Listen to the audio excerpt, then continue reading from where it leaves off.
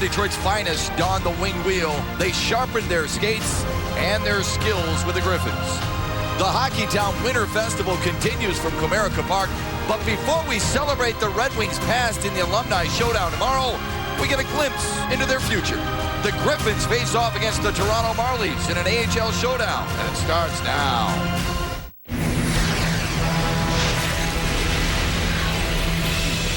Like the Wings of the NHL, Grand Rapids is the model team in the AHL. They are the defending Calder Cup champions and off to another stellar start. Tonight, they battle the Toronto Marlies at Comerica Park as a prelude to the Wings and Leafs Alumni Showdown games tomorrow and the Winter Classic on New Year's Day. Picturesque, chilly, brisk, but perfect hockey weather for you here on Fox Sports Detroit. It's snowing in our booth. This window is open. I said, Mickey, can we close it? He said, toughen up, for crying out loud. We know the young kids love playing it in the GLA. What about pros? Are they excited about this? Absolutely. These guys are no different than the young kids. They're no different than the big guys. When they do it on New Year's Day, they love to get in a venue like this. It takes them back to when they were younger. A lot of them skated some on the outdoor rinks, not as much as we did, but they all love this kind of a venue. It doesn't get any better than this. Yeah, it's going to be awesome. Corey Emerton is a guy who was looking forward to it. Really wanted to play Wednesday in Ann Arbor, but he'll settle for this. He's been a trooper for Grand Rapids in this organization. He really has. He's been up with the Red Wings 4 times already. He does a great job in penalty killing at the NHL level. He's a good responsible forward in his own end and a good face-off man. He doesn't put the points up like he does here. Look at that, 23 points in 24 games in Grand Rapids. Jeff Blashill absolutely loves him. The toughest thing for Corey is that he's got to put this balancing act back and forth and to keep his mind on the game at the AHL level, trying to impress, if not the Red Wing people, somebody else, and they'll be in the stands today, the scouts from other teams. If I'm going to make it, I got to do well here. 2 goals, 2 assists in his first game back after the Red Wings sent him to Grand Rapids. A guy that you want to look out for, and Mick will talk about him throughout our broadcast tonight, is Xavier Ouellette. He's a defenseman, just 20 years young, but he can play, can't he? This kid is a winger's dream. He was all everything in the Quebec League for a couple of years. He's 20 years old, born at Bayonne, France, speaks English very well. As you see his first pro season, he's only 20 years old, and he makes a great first pass, much like the Kaiser did coming out of Western University. This guy gets it. He's been in the Red Wing uniform already this year for 3 games. I think he's going to be in Detroit probably next year. If he keeps going the way he's going already, he's going to be a Red Wing a year from now. He's a good one. As I said, he's a forward's dream for moving the puck up. Lidstrom, look out. This kid can do it. He's going to be a dandy in a Red Wing uniform. Getting a lot of Red Wings fans' hopes up very high. Jeff Blashill says he's hard on the puck, and he is a quality guy for us every single night. We look forward to this showdown as Grand Rapids and Toronto, a little prelude to all the things that are coming up the next couple of days. We drop the puck when we return to downtown Detroit right after this on Fox Sports Detroit.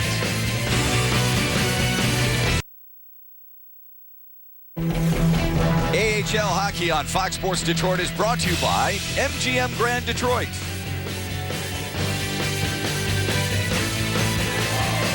Welcome back to Comerica Park. The captain who led the Grand Rapids Griffins to the Calder Cup championship a year ago, Jeff Hogan, is with our Shannon Hogan. No relation. Shannon? Well, Jeff, there's been a lot of build-up for this event. How exciting has this whole experience been thus far? And puck drop is just a few minutes away. Yeah, I know it's been fantastic. You got to enjoy the moment while you can. Not too many people get to play an outdoor game like this. And I had some family and friends out today, and puck's going to drop here soon, but it gets down to crunch time. You got to focus. You mentioned crunch time. What will be the key for you guys early on in this game? Because there is a lot going on. Yeah, I think it's more a mental test. Block out the distractions. Be simple early, get pucks to the net and pucks in and forecheck, and from there we'll just take it as it comes. All right, good luck with the game. All right, thanks a lot. Matt, I'll send it up to you.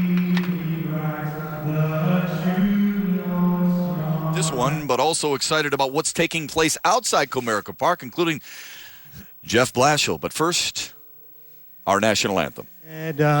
We stand on guard for thee. God, keep our land glorious and free. Oh, Canada, we stand on guard for thee. Oh, Canada, we stand on guard for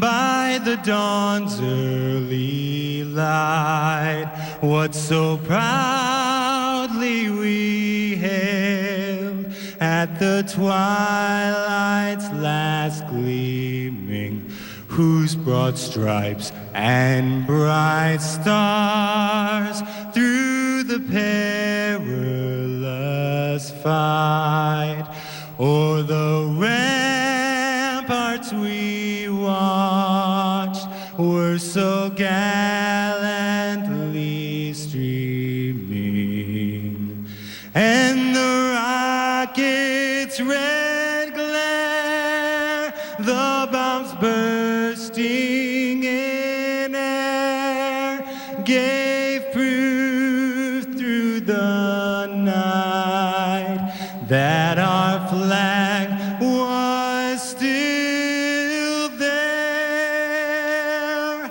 Oh, say does that star-spangled banner yet wave o'er the land of the free and the home of the brave. Nice job by Dan Burr. All right, here's our starting goaltenders, brought to you by your Southeast Michigan Ford dealers. First for the Toronto Marlies, Drew McIntyre, the 30-year-old from Charlottetown, Prince Edward Island mix, second in the AHL in wins, fifth in goals against, fifth in save percentage. He's a long way from home, but he's used to this kind of weather. And Thomas McCollum, who's having a wonderful year. Look at that save percentage, .924, 2.3 goals against. Pretty good for the American League. They score goals here. And 12-5-0 for the youngster in the white and red. 56 career wins in Grand Rapids, third all-time. Steve Spott is in his first year with the Toronto Marlies. Jeff Blashill is in his second for the Grand Rapids Griffins after winning the Calder Cup a year ago, the first time in 17 seasons in the organization. And they won it in a funny way, too. They had control of that series near the end, and they almost gave it away and had to come back and rebound to make it happen. But a great year for the Griffins, and they're having another great year now, and they have a good chance to possibly repeat as AHL champions. Well, with the amount of talent that they have, Vic, and there is a slew of it there in Grand Rapids. Toronto very pleased with their prospects as well, as Grand Rapids takes control of the puck to the point. They throw it back down in the corner. McIntyre comes out, sleds it up the near side wall. Big collision there by Andrew McWilliam from Calgary, Alberta. They're going right toward the net, and they're just out of the reach. They're pushing forward. Here comes Grand Rapids on a push the other way. Drop back shot. Oh, save made by McIntyre. That's a dandy. You like that one, Manny? That was really good. Kicks it out early. I got a chance to play with Drew in Chicago. Oh, good battle in front there. Manny Legacy between the benches for us. Hey, fellas, how's it going? Are you warm enough down there, my friend? I got some hand warmers in. I'm excited. It was snowing, just a little flurries right before these guys got out here. So there's a little snow on the ice, almost like it's been 5 minutes played already. So just a little bouncing, pucks are bouncing a little bit, but my hands are warm. I got the heaters kicking. I'm good right now. How about having to make that kind of stop as your first right out of the gate? And they kick that left leg out in a hurry. Pretty good. That gets you in this game early, get you nice and warm. These two teams playing for the second time in 4 meetings this year, and the first time in the first of 2 in days. And they score for the point. Whoa! I don't think McCollum saw it. Kevin Marshall, his first goal of the year. Strange goal. It hit him in a goal stick. I think it went right between them on a shot from almost 60 feet, just inside the line. It was dropping, and I don't know if it touched anything, Manny, or whether he just missed it. He just missed it. Really? Went right through the 7 hole. He did. There. It was knuckleballing a little bit. Yeah, it dropped a little bit. Yeah. Wow. But he's got to have that. Yeah, it just looked like he tried to corral it in, Yep. try and get no rebound, and just slid through the 7-hole there. Didn't pick it up. So the first goal for Kevin Marshall, who played 10 games in the NHL with the Philadelphia Flyers in his career. There's a turnover. With a .924 save percentage, he doesn't give up many like that. No. So Jeff Glasgow hopes that's the only one that he gives up in that fashion. Well, you've seen him too a little bit at the NHL level. Absolutely, yeah. Well, Jeff had the opportunity to go and do what he did, and boy, it was the right move. There you see that angle from behind him, and again, there was a couple of sticks there, but it was... Yeah, exactly, Mick. You know, when a guy's stick comes out, it kind of gets your attention there a little bit, so you kind of react a little different. If it doesn't hit anybody, you can find that little hole. You see him there just trying to collect himself. I mean, you know, goals are goals, and you're going to give up funny ones, bad ones, and make a lot of great saves. But the key for a goaltender at any level, man, he's got to be that you got to shirk off the crazy ones and the bad ones, and just say, hey, it's going to happen, but next save is better save for me. Exactly. You got to have a short memory. Yeah. You know, really quick, and just bounce back. And you want another quick shot just to get back in the rhythm. You hope it doesn't have another 5 minutes for another shot. See part of that graphic there? 11 times they've scored 5 goals or more. That's entertainment, Matt. When you come to the front of the ballpark. I like saying ballpark even when we're inside. Now it fits. Come on to the ballpark and see 7 or 8 goals scored. It's fun stuff. Well, the interesting thing is Grand Rapids leads the AHL in goals scored and goals against. And that hasn't been done since 1993 when Binghamton did it. So pretty impressive. We started to talk about this is the second meeting of the year between these two teams and the first of 2 in as many days. There's the overall series between these two franchises. They had a tough series. 4-2, you'd think, well, they handled it pretty easily. Not necessarily. I was in the second round on their way to the Cup last year. Marlies play about 2 miles down the road from the Air Canada Centre in Toronto. The Rico Coliseum, they call it, or the last look they did. Another one of those hybrid icings. Do you like those, Mick? I asked Shep this before. The icing, you mean? Yes, the hybrid icing.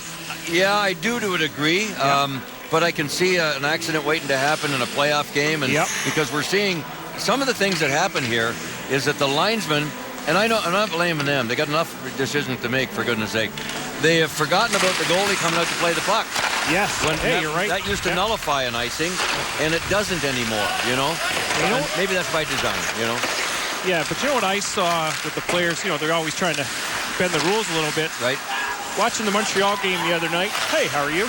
And Brian Sproul, that's Manning legacy. And Subban dove to get the icing, and the other guy, I forget, they were playing Phoenix or Florida, I don't remember. Yeah. Like, that should be, the ref should go, hey, he dove. He's not going to get to that icing. Yeah, and the other guy was right there. Like, yeah, that's a judgment call. Exactly. They should have more judgment calls. As they go, you know, my problem with the whole thing, and I know we need to have it because these injuries are ridiculous. Yeah. Is that the decisions that the linesmen have to make? They already have enough tough decisions to make, and tough on them. Save made there by McCollum. Marlies control it, and then it hops over the blue line. To end that story, guys, I think the rule changes, and they should make them. This will be an icing here. The rule changes need to take care of that. You wouldn't have to do it where you can't run guys right onto the main street. Yeah. Start calling this stuff and suspending these guys and cost them money in ice time, and that'll be the end of that. Yeah, exactly. Here's our Piranhas Hockey World scouting report. It's on Spencer Abbott, who actually caught Mickey's eye during warm-up. 5'9", $165. Yeah. They might be generous at 5'9". Yeah. He looks like he's got a ball of energy like a lot of little guys do have. But he can score. He's got 28 points. That's 10th best in the AHL. Yeah. So he's going between some guys' legs. Some of these kids are 6'5", 225. Hey, stop picking on the little guys. Adam Almquist wears 5 in red and white. There's a one-timer and hit a body in front. Played there by Josh Levo. He's 14 in blue. Look out. David Prohl with a wraparound, went wide. Oh, this looks awfully similar to NHL hockey on that cycling. 3 men behind the net. Marlies having it their way pretty much behind McCollum here in the last minute. Martin Firk is battling there, 27 in red and white. Firk, a guy who was sent down to Toledo. Because of the numbers, some of these guys forced to go down. Play in Toledo in the ECHL, and Right. it plays with your mind a little bit. So really, Jeff Blashill and his staff have to be psychologists sometimes with some of these guys. Well, it's no different from the big club when they got to send guys down to AHL and AHL down to ECHL. Again, that's what I said about Edmonton in the Open, Matt, is that's the challenge that these guys have. They have to continue to pay the price if they want the ultimate goal, which is to make the NHL and stay in the NHL. Yeah, this is an all-mental league. Nobody wants to play in this league, and it's very hard when you see an injury and your line mate gets called up and you're thinking you should be called up, and you got to battle through that. That's why this league is so good to prepare guys mentally for the test of the NHL. Puts them in situations where they have to deal with it and overcome, and really builds their mental capacity. Well, a lot of times, and it was really no different in my day, it depends on what position you play and what organization you're with. Yeah. And Edmonton's a good example of that. Keep an eye on number 6 in red and white, Tinu Polkinen. He is a dazzling player from Finland. 26 points, leads the way for Grand Rapids, and is 20th best in the AHL. They really like him, a former 4th-round pick in 2011. Pure goal scorers, what Jeff Blashill told us he was a sandwich there on Polkinen. I didn't think the hit was a bad hit. No, I didn't think so either. It looked like from the side, a little charge he's calling. Charging? Yeah. Really? Wow. That, You don't see that word in the box score very often anymore. We should see it more. Here's a little look at what these teams are all about. We know about the Calder Cup Championship a year ago. 60 players with time on the Red Wings roster, 19 on the current roster. The Marlies, in the meantime, had 10 players called up by the Leafs this year, including Troy Bodie, who wears 19 in blue. He's out there right now. And they've won the North Division in back-to-back years. Here's the penalty. that was a pretty good hit. I don't know about that. Yeah, but, that was a pretty good hit. I've seen guys run from 80, 90 feet in the NHL and run a guy right over and not have anything called. And when I think it should be. Now, he's being attended to, so something got up in his head on that hit. It didn't look like it on the angle that we had right there. It looked like shoulder to shoulder, but maybe we'll get a different look at it and figure it out. Referee got a bleeding nose. Yeah. It's Kenny Ryan serving that penalty, the 22-year-old from Franklin, Michigan, who won a Memorial Cup with Windsor back in 2010 with Taylor Hall, the former first-round pick of the Edmonton Oilers. Grand Rapids setting up their power play. It's a good power play. It started with a little bit of a struggle first couple of games. It's been one of the best over the last 20 or so. It's at about 19.5%. To the point, winding and firing and right into the belly of McIntyre, made the save. Well, boys, we got an answer to our queries, and let's show you why. This would have been a game misconduct in the NHL. Watch this hit right there. Boom! Right in the face with an elbow. Yeah. Look at shoulder, elbow. The arm was up. That's a hit to the head. Yeah. NHL, you're gone for the game and possibly suspended no matter how far you came. Holy jumping. And it's something they're trying to get rid of in this sport, just like in football, they're trying to get rid of the head hits. You know the problem with it, you guys, is that they're too bloody slow in getting rid of it. And it's always been a problem. They react after somebody gets seriously hurt instead of leading the way. Another penalty coming. Penalize early and get this stuff out of the game. It's totally unnecessary and uncalled for. Little interference call. Adam Almquist. Yeah. Try to compare those two penalties. Right? Yeah, and they're both serving 2 minutes. That's what I mean. Yeah. I mean, come on. But It's a great point. Yeah, really good point. Starting to snow again down here, fellas. It's a beautiful thing. Well, the weather outside is... Well, you're going to be playing in this tomorrow, fellas. I mean, this is right around the time you're playing, right? Yep. 4:30, we are on the ice. Yes, you're right. Yeah. Andrew McWilliams with a shot and a paddle save made there by McCollum. It's a good save on a tip out front. Cal Yarncrook wears 12 in red. Brings it up, feathers it in front to the far corner. That's where Riley Sheehan, 19 in red, upended there, the former Notre Dame Fighting Irish, who was just sent back down after he did a nice job. You and Ken watched him play in a few games for the Red Wings. 2 assists in that one game. Yep. Did a nice job. He's a big, strong power forward. And another guy that's high on the Red Wings list, Kenny Holland.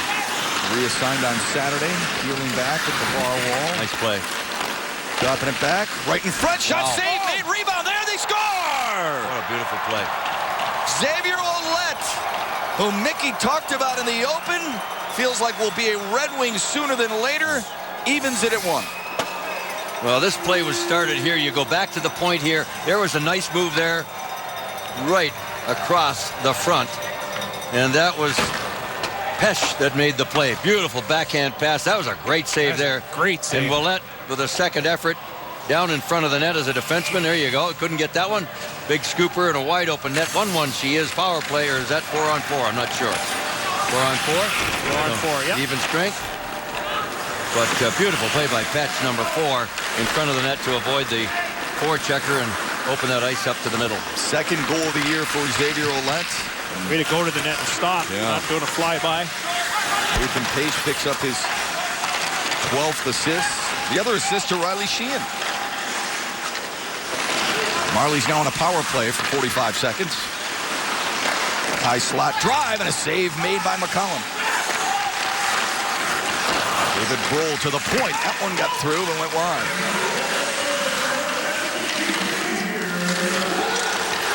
Try to get it in front, and McCollum reaches out and holds on.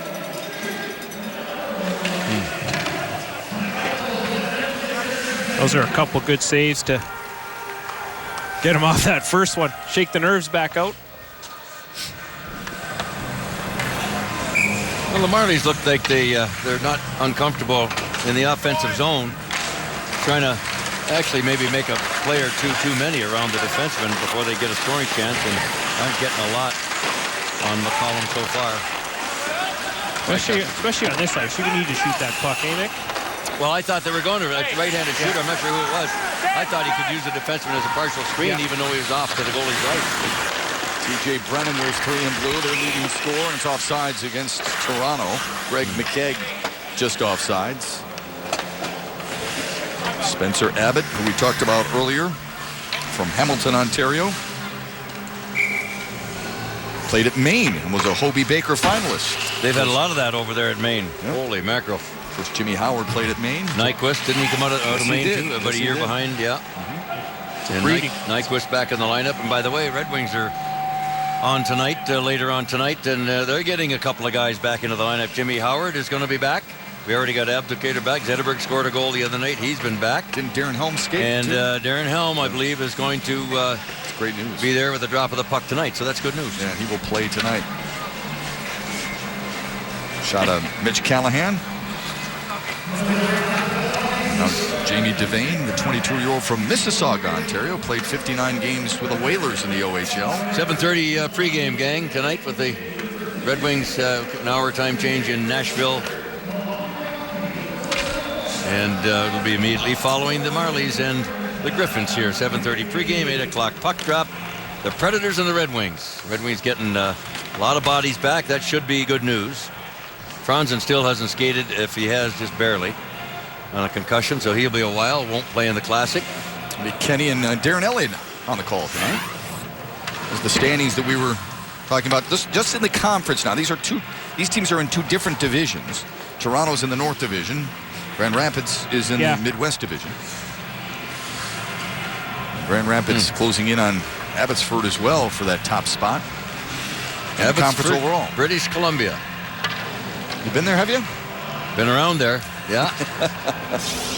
It's a nice province, British Columbia. And now the new rules in the last several years in hockey is you can't play with open blood, and because of it, they'll have to change the jersey of Pulkkinen. He got a major bloody nose out of that elbow or shoulder to the mouth. And he's on the way to the dressing room right now. No, we think it's just a jersey change. It may be more than that, but I think it is too. Usually what they'll do if they can't stop the bleeding, he can't play with blood flowing no matter anywhere, but they'll plug up your nose with Kleenex or whatever. They have 2 of those things in there right now, Mick. Yeah. Good thing there weren't those ammonia snifters. Holy jumping. But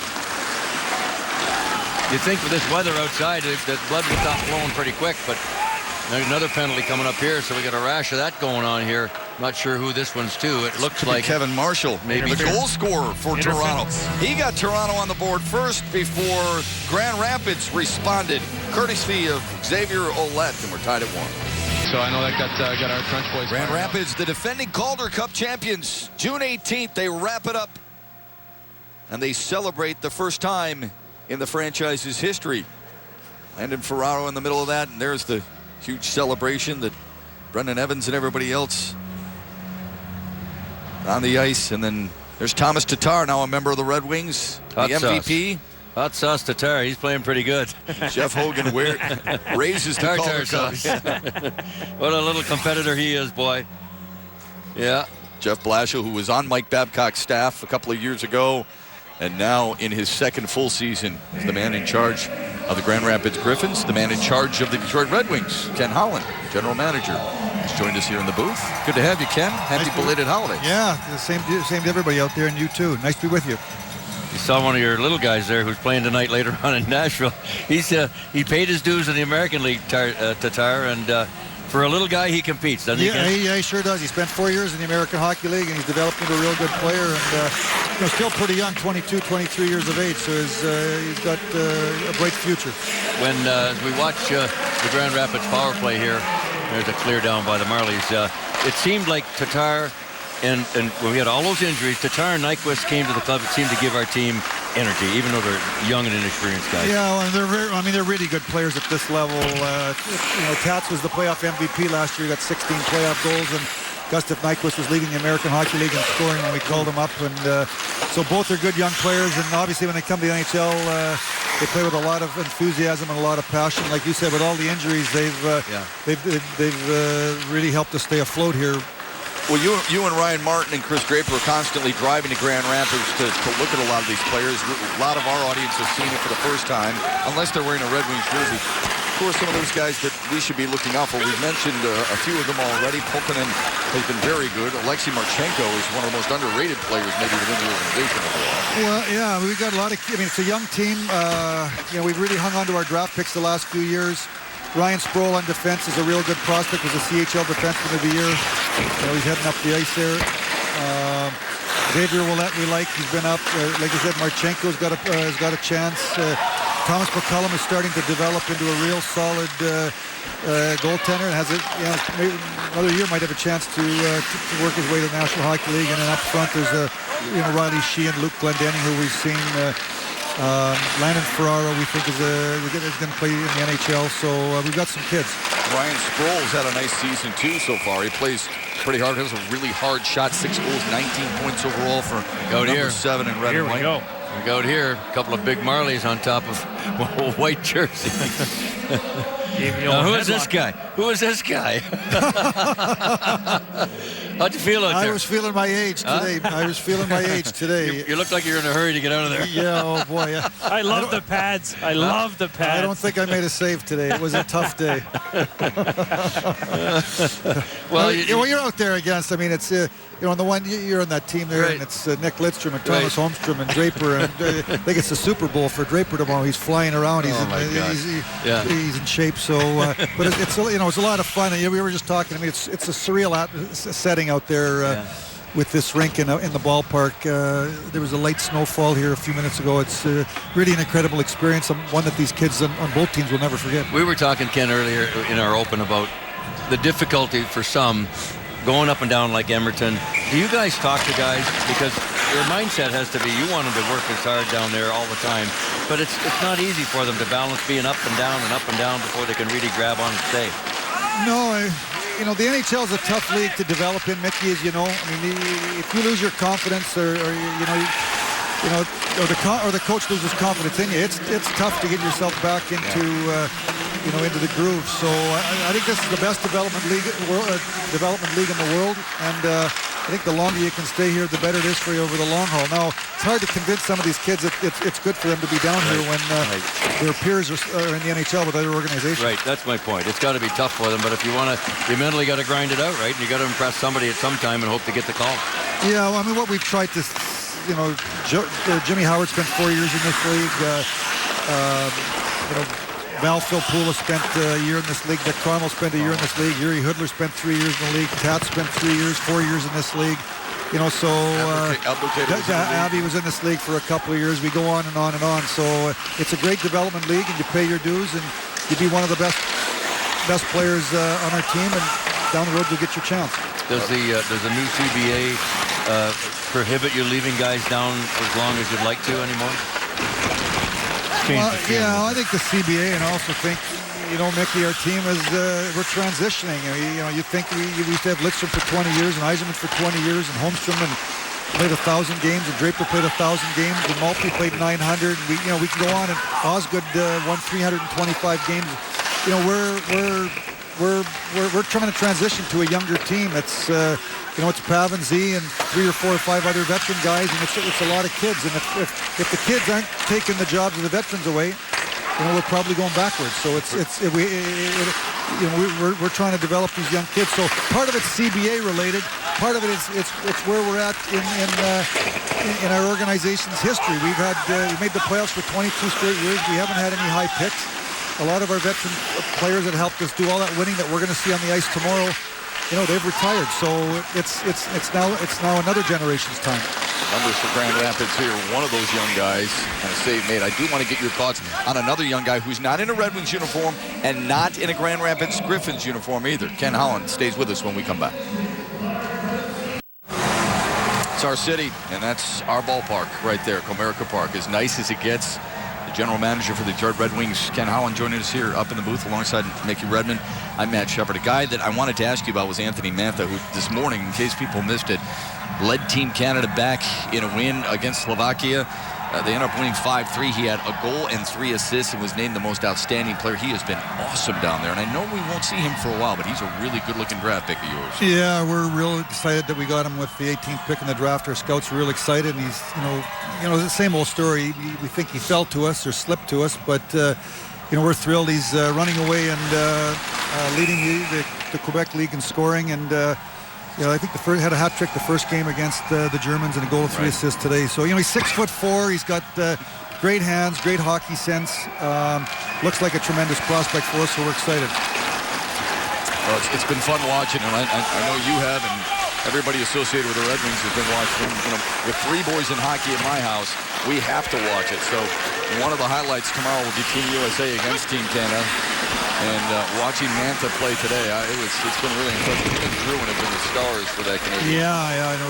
We're real happy. There we go. Here we go. There's a little Donnybrook going on now. Oh, geez, that's a big boy for Toronto. Who is that? Tristan Grant for Grand Rapids. It's Jamie Devane at 6'4", and the big guy went down. Holy jumping. He is one big boy. Gee.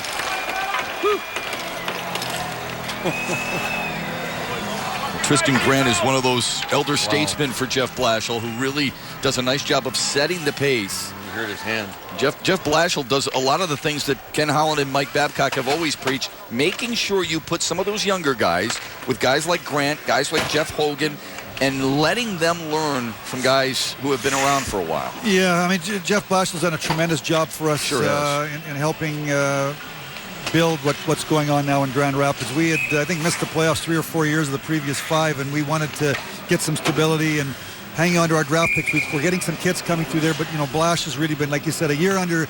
He turned around a lot of franchises, Western Michigan, obviously, and then a year under Mike Babcock. And I think he's an NHL coach in the making. He does a lot of the things that Babs does, and he just needs to continue to have some experience in this league. I think at one point in time he's going to be behind the bench. So you have always told me about that, though. You told me, you put Datsuk with Larionov on team planes. You put Kronwall with Lidstrom. And it wasn't so they could necessarily talk hockey, but it's how you act on the road, how you're getting prepared for things. And eventually you told me they're going to start talking hockey, so it's a really good influence. Yeah, and that's what we talked about, Chris Draper with Darren Helm.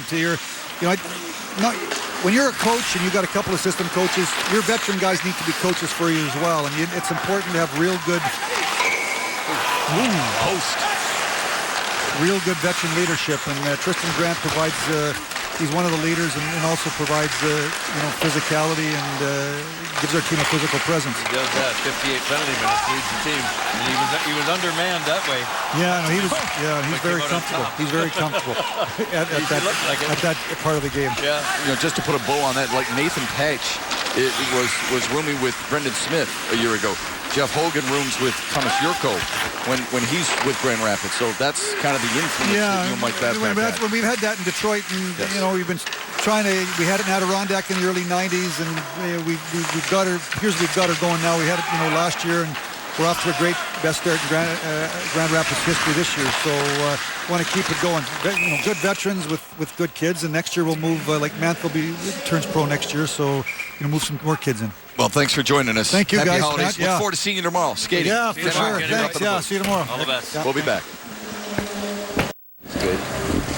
Jeff Blashill and the defending Calder Cup champion Grand Rapids Griffins tied with the Toronto Marlies at 1 here at Comerica Park. Let's welcome in the 4th member of our broadcast team, Shannon Hogan. Hi, Shannon. Hi, thanks, Shep. Yes, Luke Glendening was sent down by the Red Wings yesterday here to the AHL. He's actually split time between the Red Wings and the Griffins, playing 16 NHL games this season. I talked to him at skate today, and understandably, you guys, 2 days away from the Winter Classic, he was a little disappointed, but he did tell me he spoke with the coaches yesterday and actually said thank you, because if they had sent him down after the game in Nashville tonight, there was a chance he might not have played in any of the outdoor games. And of course, he played at University of Michigan, so he did play in the Big Chill in 2010. A big-time Tigers fan, so playing here at Comerica Park is definitely something he's excited about. Got the whole family in the house, and very excited to see him here. They drove in from Grand Rapids, and we're going to actually have a story on Luke Glendening and his time at Michigan and the rise to the NHL coming up in intermission, you guys. Yeah, it was really well done. I remember that from earlier this year in Wingspan, Shannon. Thank you. He's went out and played out east in Hotchkiss, and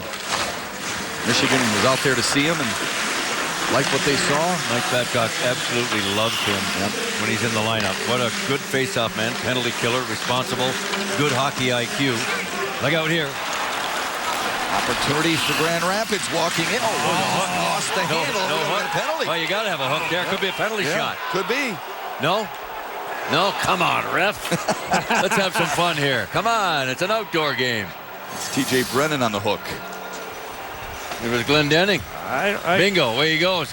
Watch. We should talk about him more. I think he gets a stick here. Where's the hook? Right there. That's a good defensive play. Yeah, I thought it was a good great defensive play. Yeah. Not in the NHL, man. I'm looking at it as a goalie-wise. That's a great defensive play. Right. I'm telling you. I don't think Steve Spott likes it either. No, he doesn't. He's a little heated right now. Is he sour down there between those benches? He's a little heated right now. We see those calls in the NHL every day, and it drives me nuts. Oh, that's a great. That was a great defensive play. Yeah. Marchenko feeds the far point. He's thrown down low. A good visit with Ken Holland. Enjoyed that discussion. Stuart Kersey played it up to the neutral zone. Grand Rapids recollecting 4-on-4 hockey here. That's how Grand Rapids scored their first and only goal. There's a turnover. They jam away, and a good save made by McIntyre. Well, a limited number of $49 tickets for the Maple Leafs and Red Wings Alumni Showdown are now available, so don't miss your chance to see Yzerman, Lidstrom, Redmond, Legacy, and more at Comerica Park tomorrow, December 31st. Tickets available at DetroitRedWings.com/HWF while supplies last. Who's this guy? Oh. Number 34. 34. How about those pads? You see those pads? You like those? I didn't say I liked them. I said, how about them? You didn't like them? I can't say you that don't I like do. Those? No, I don't. I'm sorry, I don't. Come on! Multicolored. Hey. Old school. You look tired there. Now you look refreshed. It's too much work. I haven't done it in a year and a half. You're excited for that, aren't you? I'm very excited. Both you guys should be. Yeah, We're excited to watch for it. Yeah. You guys both look good out there. Mick, you look really good out there. No helmet, flying around. Mick looks great out there flying around. Mark Howe looked great flying around. Wrap around, trying to save made by McCollum. 6'2", 215, used up all the net there. 3-on-2 if they hurry. Chipped. Oh, look at this. By the defenseman, now along the end boards. Landon Ferraro. Rim of the circle, a save made by McIntyre. Oh, rebound, too. Little extracurricular right in front, including Corey Emerton. Corbison and Holzer. Here's Mickey Redmond earlier today with Dave Strader, his old partner. Yeah. Strader was in town. It's like riding a bike, isn't it, Mick? Oh, yeah. Are you getting advice from Nick Lidstrom there, or are you giving it to him? No, we're just talking. Actually, I was talking to him about his kids. Marty LaPointe. And how his kids are doing over in Sweden, if the hockey's any different at that level. Dino Cicerelli? You know what he told me, though? he said they teach more skills over there. And I said, God bless them. That's the way it should I bet be. they do. Instead of systems and dumping it in and going chasing to try to get it back. Doesn't seem like a smart way to play. But that's the way we play over here. And I don't know. Maybe giving kids the pucks too early is what you're saying. Work on some of the other things. Basic skills. Yeah. You know what I'd like to see more? Get the better coaches in the younger youth than just dads in that coaching. Yeah. You know what I mean? Open net, shot, save. How did he get it? How in the world did McIntyre shift right to left? Glendening with a golden chance there to put Grand Rapids up. 3:20 left to go here in the first. The interesting point that Lidstrom made to me was they play less games and have a lot more time to practice. And when they're practicing, they're practicing the basic skills, not so much about system. Bad turnover, walk-in drive that went wide. Nathan Page, number 4, walked in. He looks like he likes to jump up on the play. That's twice now in this first period. And helped set up that one and only goal for the Griffins to have a tie game at 1. Page, a former Buffalo Sabres draft pick. Nice move by Cal Yarncliffe. He goes 12. Big hit along the half wall. Marlies dump it in. McCollum comes out, steers it right in front of his net to Nathan Page. Page wears number 4 because of Bobby Orr. There's a wrist shot, a glove save made by McIntyre. I thought McIntyre got a piece of that earlier shot, Nick, but it looked like a D-man stick in front. Yeah.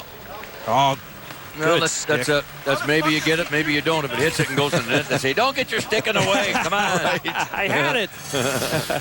But both teams really have a tendency to light it up offensively. They're both really coming out of their own zone with some spunk and hitting the other team's blue line to try to create some chances. You know what's interesting about McIntyre is he helped Grand Rapids to the playoffs in 2006.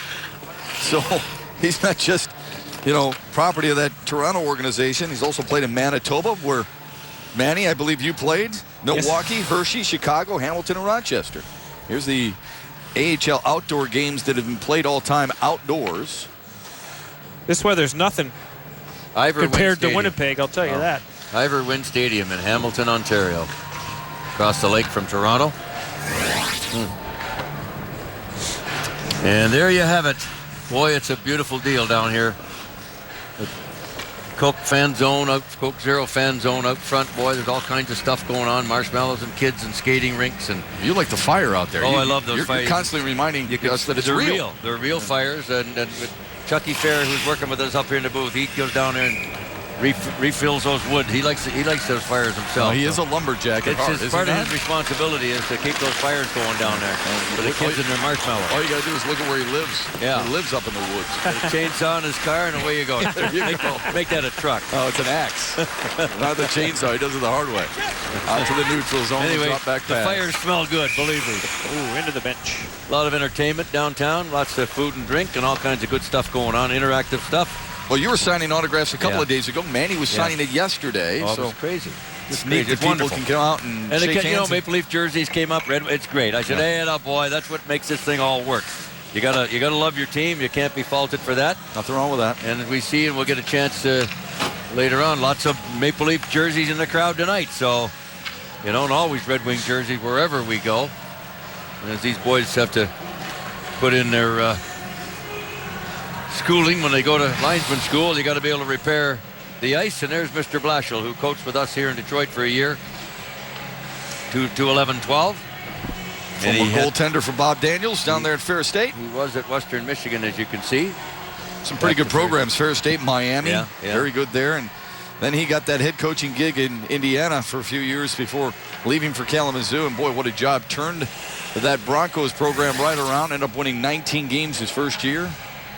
Well, like any coach, assistant coach in the NHL, they all have this thing about wanting to be a head coach. At least 95% of them do. And sometimes you got to go away to come back. And what he did was he left the NHL, went to the American League, won a championship, trying to do it again, and get a good resume to get somebody. If it's not Red Wings because Babcock's here and not going anywhere, then somebody else is going to need a good coach, and that's what you're worth. Just like the players. Well, actually, it's quite a compliment to the organization when you have other organizations coming in and getting your coaches, right, and assistant coaches. Well, the Red Wings have had a lot of people. Sure. Paul McLean now in Ottawa. And, yeah.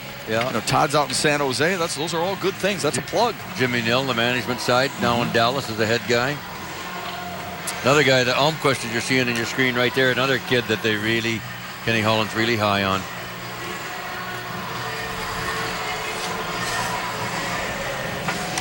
We saw Almquist earlier this year with the Red Wings. Yes, and he also got himself a goal right there. How good is that? It's really cool. Pretty Against good stuff. Jimmy Nill's Dallas Stars. It's interesting. He hasn't scored yet for Grand Rapids, but he scored in the NHL. He's not a big guy, but you know what? He gets it too. He seems to have a good hockey IQ and knows how to make a pass, go to the net. He gets it. An offensive defenseman. He's got that kind of skill. And Jeff Lasher set a really good shot. Oh, boy. He hasn't scored. Bingo. 2-1. There's Toronto. Well, Manny, you're going to do your job here now, Manny. Yeah.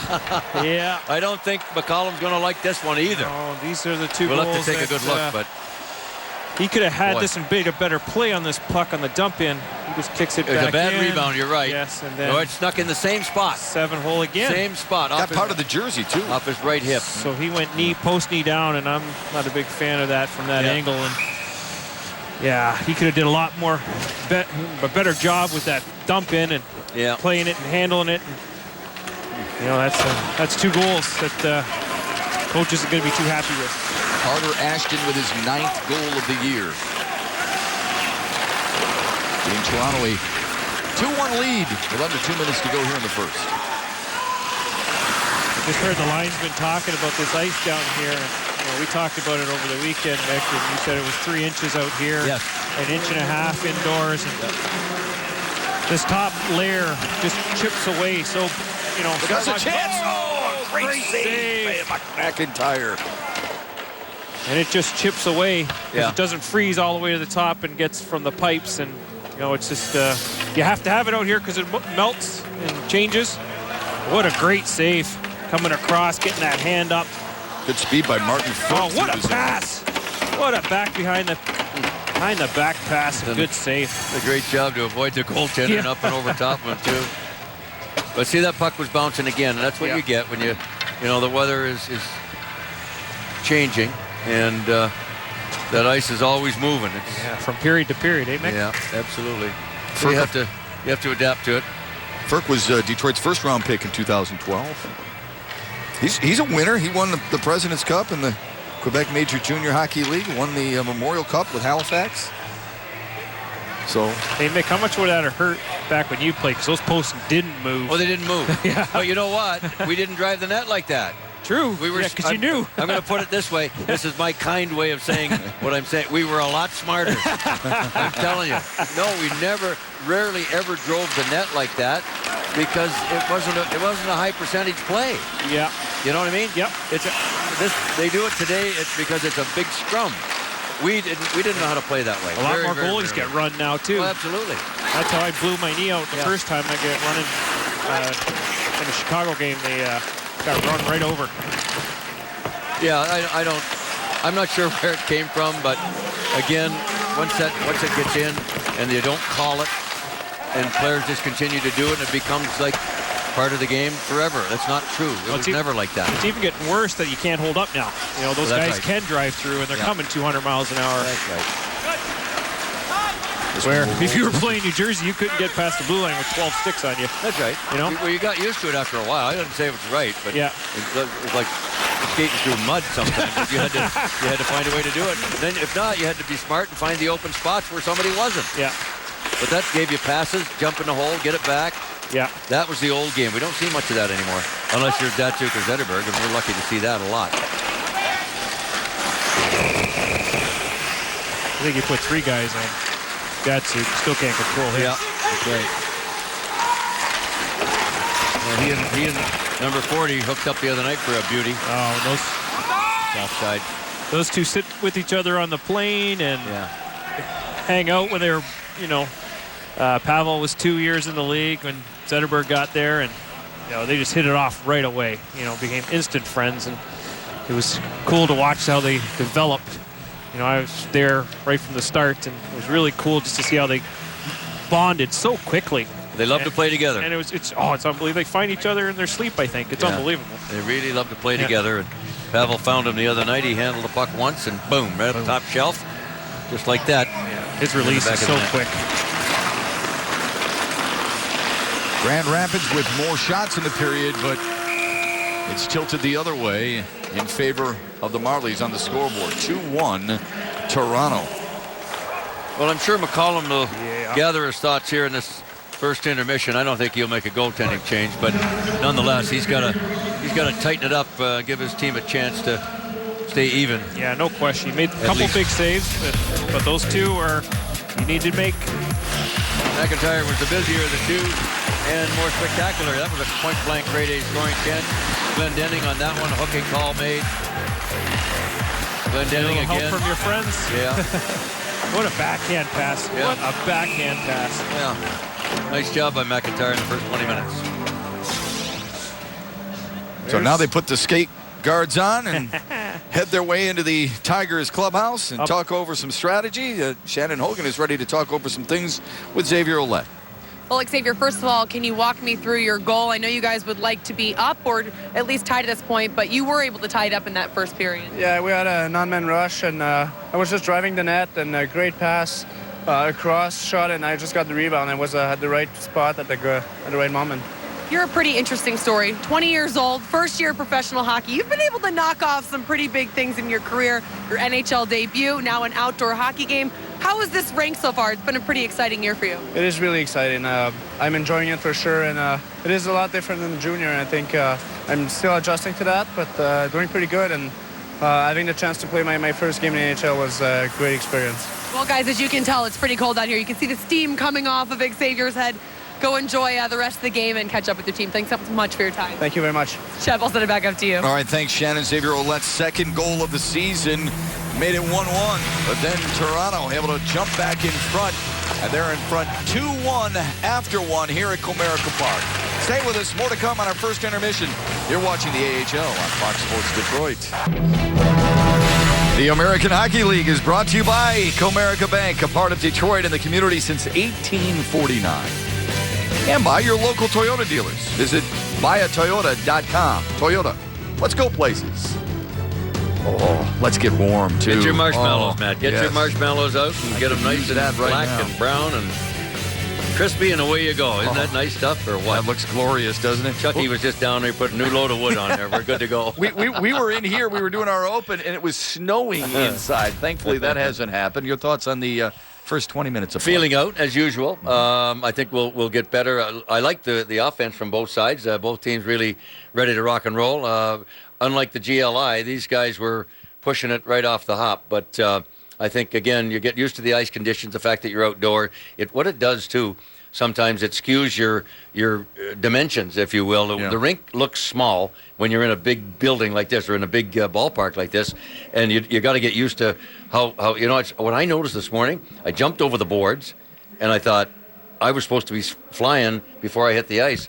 When you got 3 inches of ice, you're hitting the ice 2 inches early. And I thought, boy, that's weird, That is strange. Like they're small boards. Yeah. And it was pretty strange. It just looks like a small rink, but you got to get used to it.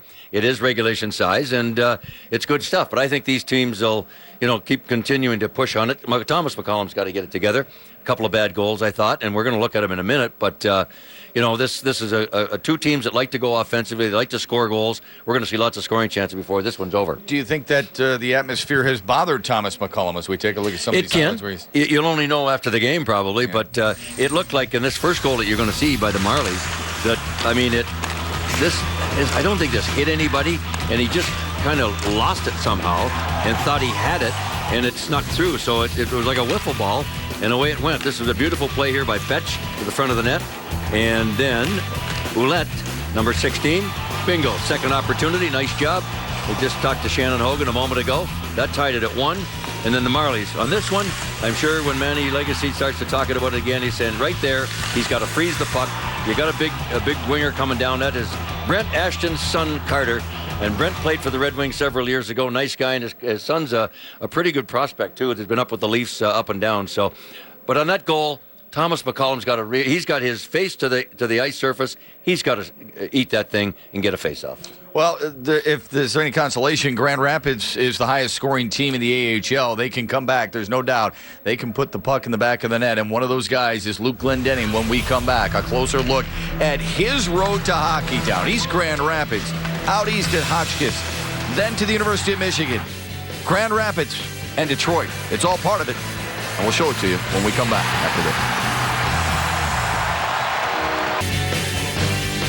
Fans here at Comerica Park will not let the 20-degree weather get in the way of watching a really good hockey game so far. We're at the first intermission. Toronto leads Grand Rapids in an AHL showdown 2-1. I get it, okay, because a father of three has boys who played hockey. They all want to be Detroit Red Wings. It's not possible for everybody, but that is the dream. Luke Glendening is no different. Growing up in East Grand Rapids, really good hockey and football player, but his travels didn't take him right from East Grand Rapids to the Red Wings. He had to fight and battle his way to get some recognition. Shannon Hogan tells the story. Luke Glendening was a standout athlete at East Grand Rapids High School. Glendening follows Grady for 6. A hockey star and member of the 2006 Division III state championship football team. But by the time he was making his college decision, he didn't have a single scholarship offer for either sport. Going to Michigan surprised a lot of people, including himself. It's a good question. I think a lot of people are wondering the same thing. But actually, Billy Powers was out recruiting 2 guys from Hotchkiss, Mac Bennett and Derek DuBois. And he saw me, offered me a preferred walk-on spot, and it was a dream come true for me. Glendening was the most improved player his freshman year as a Wolverine. And by his junior season, Luke was a captain. He became one of only 8 players in Michigan history to wear the C for multiple seasons. I was blessed with a lot of neat opportunities while I was there. I was very fortunate to be put in a leadership position at a young age there. And I don't think it was because of my hockey talent. I think it was just because I worked hard, just try to gain people's respect that way. I think my parents taught me that it's not so much what you say, it's what you do. And I think I try to live that out every day at Michigan. That hard work led to success on the ice. GLI MVP in 2010 and CCHA Best Defensive Forward in 2012. But it's what U of M did together as a team that he covets most. Obviously the Big Chill was pretty special. Just playing in front of that big of a crowd. Playing in the national championship, unfortunately we lost, but to play in that game was pretty special. And just even to be a part of the Michigan tradition, to be a part of the legacy that has come before me, the players, to play under Coach Barrington has all been special. Back then, if you told Luke he would one day play for the Red Wings, he probably would have laughed. That's a dream come true, and I've told people, if you would have told me 4 years ago, 3 years ago, maybe last year, that I would be here at 24, I would have laughed. People would have laughed in your face, and that's just the reality of the situation. But, looking around this building, I came here with my parents, watched Steve Yzerman when I was a kid, and now to see his picture on the wall, to know that I'm sitting in the same dressing room as he was, it is pretty special. Luke has spent time in both the AHL with the Griffins and also in Detroit. He made his NHL debut on October 12th. It was definitely a night to remember. My NHL debut was probably the highlight of my hockey career in terms of personal things, just because I think this story's gone around, but I used to make my mom sing the national anthem when I was stood at attention as a 5-year-old in my basement, and to be standing here is the pinnacle of what I could have ever wanted. In the limited games he's played with the Red Wings, he's already impressed head coach Mike Babcock, who believes Glendening has a long NHL career ahead of him. For now, Luke is just happy to help out when he can, whether he's a Griffin or a Red Wing. Trying to find joy in every time I come up here. It's an opportunity that most people would do anything for, and I would do anything to be here, and I'm so thankful to be here, and just try to enjoy it and put my best foot forward every time I'm out on the ice. It's all part of a mentality he learned in Ann Arbor from his former coach and friend. Coach Barrington was very particular about being a good person, about being a good student, and that transfers to being a good professional. And then he was also very particular about the things, playing good defense, and I think that's transferred here. That's why I'm here, to penalty kill, to be an energy guy, and I got to be good defensively. So the things that I learned there were invaluable, and they'll continue to be the cornerstone of wherever I go from here. Thanks, Shannon. Red Berenson told me earlier this year he's one of the best leaders he's ever coached. Kids having fun outside and inside here at Comerica Park. We're back after this on Fox Sports Detroit. Back at Comerica Park, kids having a lot of fun outside at the Winter Festival, and folks braving the conditions to watch Grand Rapids and Toronto. Earlier today, the skate right here under a little bit more sunny skies. Brendan Shanahan, one of a number of wings back for not one but two alumni games that will be played tomorrow, and we'll have the coverage for you right here on Fox Sports Detroit. Let's take a look at our first period stats. It's brought to you by Family Heating, Cooling, and Electrical. Neither team able to capitalize on a couple and then some power play chances. And what sticks out at you there, Mick? Scoring chances, 6-4? They had the bulk of those, and they probably feel like they should be ahead in the game. But you know what? McCollum's been awfully good. You can't stop everything, and Manny will contest to that when we get a chance to talk about it. You're going to have your bad days, bad goals, bad periods, whatever it is, and you know you can't throw a guy to the Lions after, no pun intended. Don't want to throw him there at all.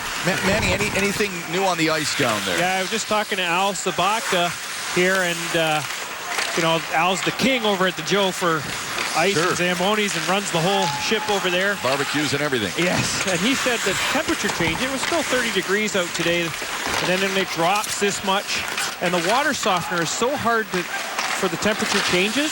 It's so hard to keep under control for the different weathers, and when that half an inch just starts crisping off, just like you said, it's really thick over here, Mick, compared to indoors. He said that top half inch is so hard to keep it right with the water softener and the temperature change. Manny, by the way, did you notice the same thing that Mick noticed? As soon as he jumped over the boards, he thought he should have been, you know, kind of giddy up and go right away, and the 3 inches is a big difference from what he's used to skating on it to do. I have no get up and go, just to let you guys know. Trying to help you.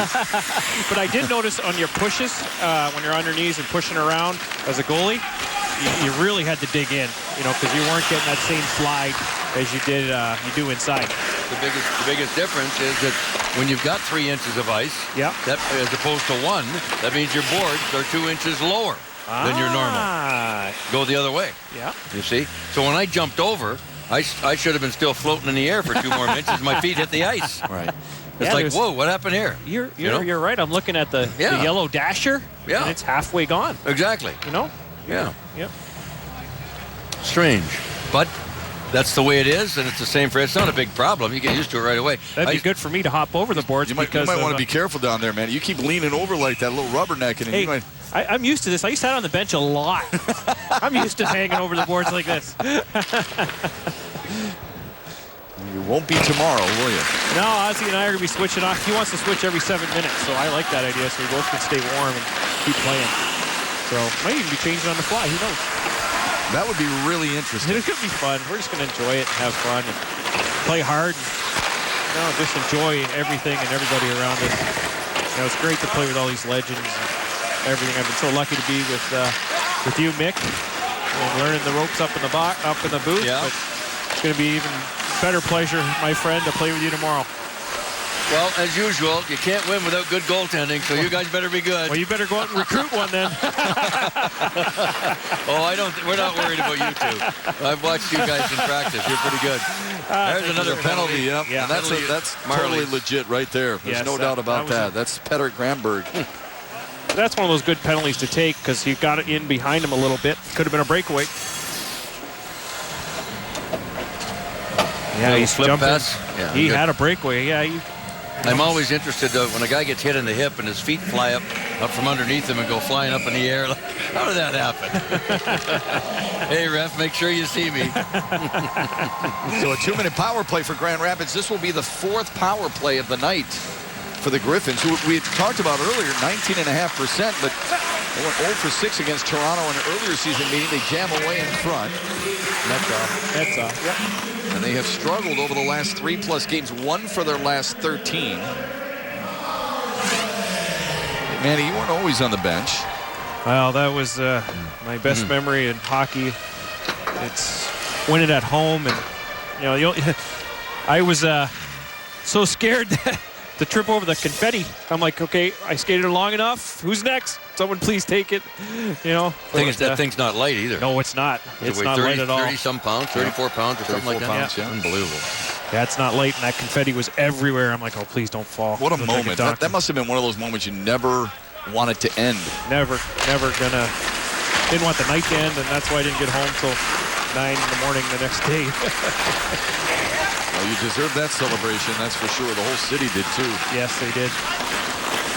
Such a great hockey town, and they just love every aspect of this game.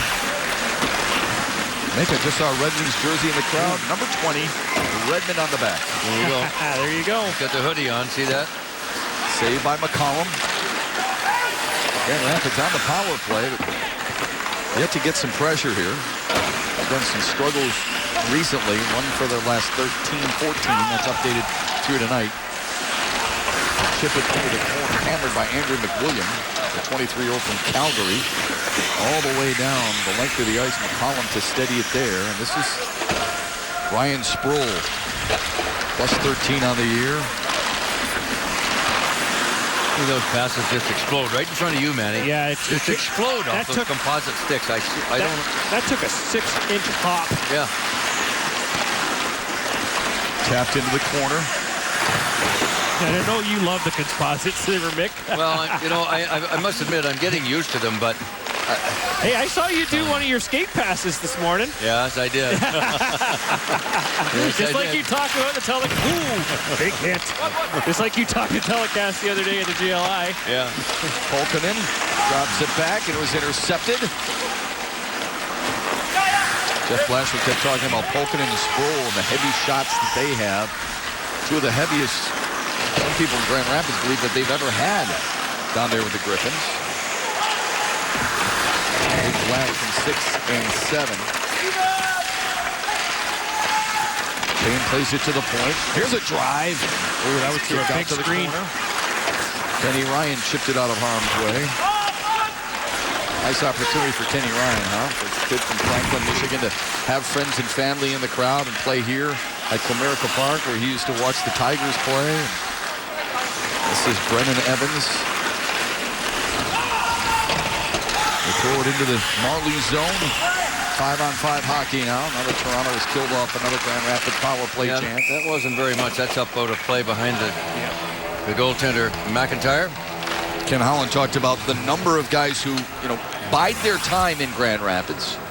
Jimmy Howard did just that for 4 seasons. Those were impressive numbers. Pretty good numbers. I don't know why every other NHL team doesn't do what Mr. Holland is. I don't either. Do a phenomenal job. Well, they may not have the talent pool to do it either, man. Yeah, that's but the whole thing. Their development is so good, and it's. Hey, you might be talented. Yuri Hoodler, very talented. And they're like, nope, not ready.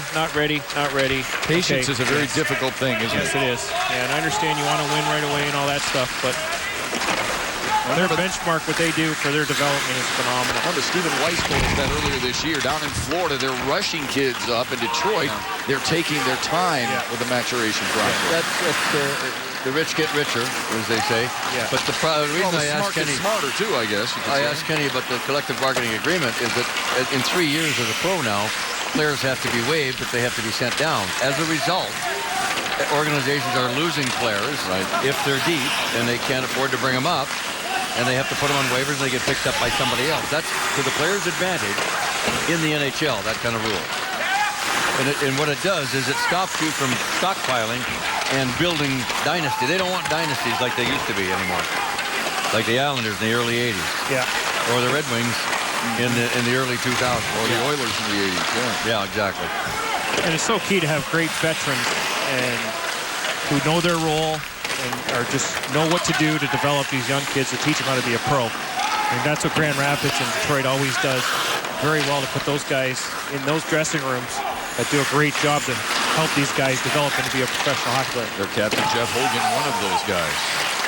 David Bull gave chase at the half wall, held in. Loose puck in front, squirts away, and here comes Nathan Pace. into the corner. It slid right by Cal Yarkrook. Went out to the neutral zone. Kronberg going wide, centering pass. Good back check by Yarkrook, the 22-year-old from Sweden. Very accountable player, Jeff Blashill says. He feels like he's on the cusp of exploding. He wears 12 in red. Turnover. Ferraro dangles, tugged down. Now in the corner, waiting, shooting. Misfired on him. Greg McKegg threw it up the far wall. And now pulls it out. Lugs it to center ice and chips and chases. Spencer Abbott. Now dropped back to the blue line. Risking a shot, but missing it there was Corbinian Holzer.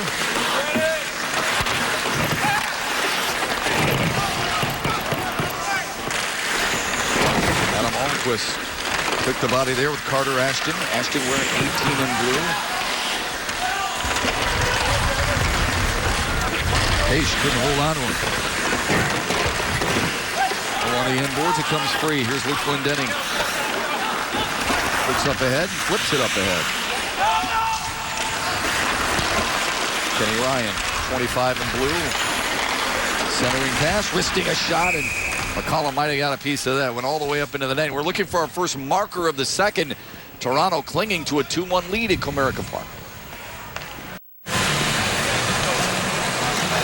Welcome back to Comerica Park. This beautiful outdoor setting. It's awesome. I'm 5'9", and I used to take a lot of these. He's 6'2". Great soccer play and putting it over the net. Little Dominic Hasek type style. You see how he little flinched his head and controlled the rebound there. Great job. You know, anything you possibly can do to make a save. Is that by design there? Oh, you see him flick his head? Okay. You see that? It was like he ducked. It was like he ducked and shrugged his shoulders. He gave a little flick, and you know, I don't think he meant to put it in the crowd, but he meant to make the save with his head. And I had to do it a lot because my head only came halfway up the net. So, you know, but that was a pretty cool play. Grand Rapids, most of their goals coming this year in the second period. So hoping for an equalizer and then some here in this frame. There they go. Ooh, Troy Bodie. Backhand try and it went wide. Flipped up on him at the last second. Drop back pass. Oh, and just off the stick of Perk.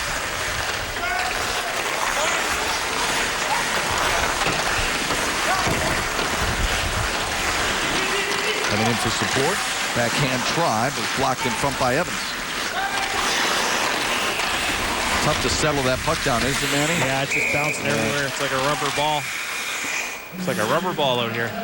Let's take a look at Riley Shahan, the 6'2", 215-pounder from St. Catharines, Ontario, in our Ram Trucks player profile. Started early, as most hockey players do, and played for Jeff Jackson at Notre Dame for a few years. Big, strong, nice program, too, Notre Dame. Yeah. Have you seen their new rink, by the way? No, I have not. I remember Dave Poulin when they first started that program way back when. Yep. Now with the Toronto organization. Yeah. Assistant GM. Right. Dave Poulin played his college hockey at Notre Dame.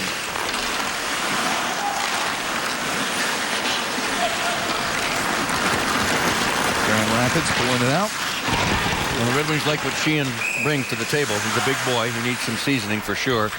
It'll work on his skating, but he's not afraid to compete, put his nose into the corner and get it dirtied up a little bit. He was one of those guys who really helped this team on that Calder Cup run. Ferraro, Glendening, Tatar was the MVP. Ferraro, the son of Ray Ferraro, who played many, many years in the NHL. He's a big, strong right winger that can skate and shoot.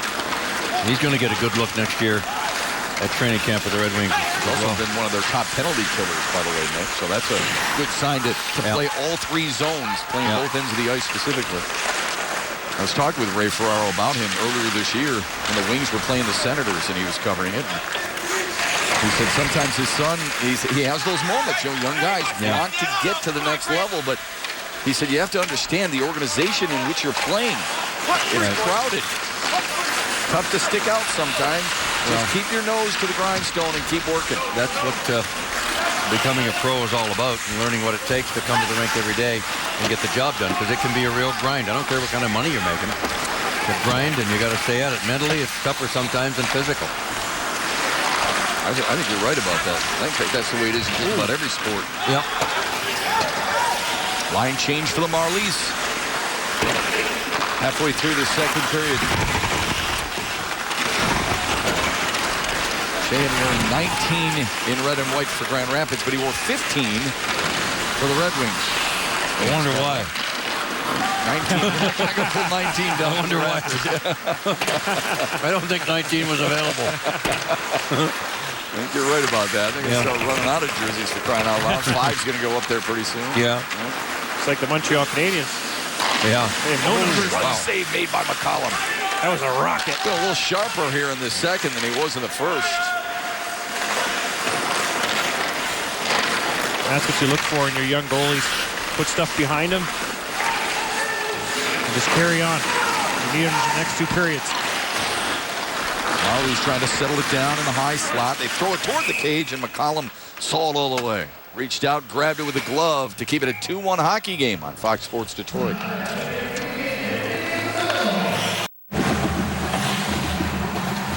Welcome back to Comerica Park for the AHL outdoor game. The Marlies leading the Griffins here in the second period by a goal. And Marlies forward Kenny Ryan is actually from not too far from here. Franklin, Michigan is where he grew up. This is only his 8th game of the season due to a sports hernia he had at the start of the year, then came back for a few games before he was hurt again. Playing here at Comerica Park has been motivation for Kenny. He grew up in the area. Still to this day, you guys, diehard Tigers fan and Red Wings fan. I was actually with him when he first walked out on the field here. He said it was surreal. He never thought his first time at Comerica Park on the field would actually be a game he was playing in. I'll put it back up to you. Yeah, that's really cool. Wonder how often he went to the Franklin cider mill. Right in the backyard there. That shot never got through. And this is only his 8th game. Yeah, the injuries will take their toll on you. That's another thing you were talking about, Mick, the mental part of the game. Trying to overcome injuries, too. Grand Rapids with a chance here. Backhand try to score! Luke Glendening! What was that? Ties it at 2. We're gonna have to lean on the goaltender again to describe this. I am not that sure. in, too, by the way. I know. That net has got some voodoo in it, I swear.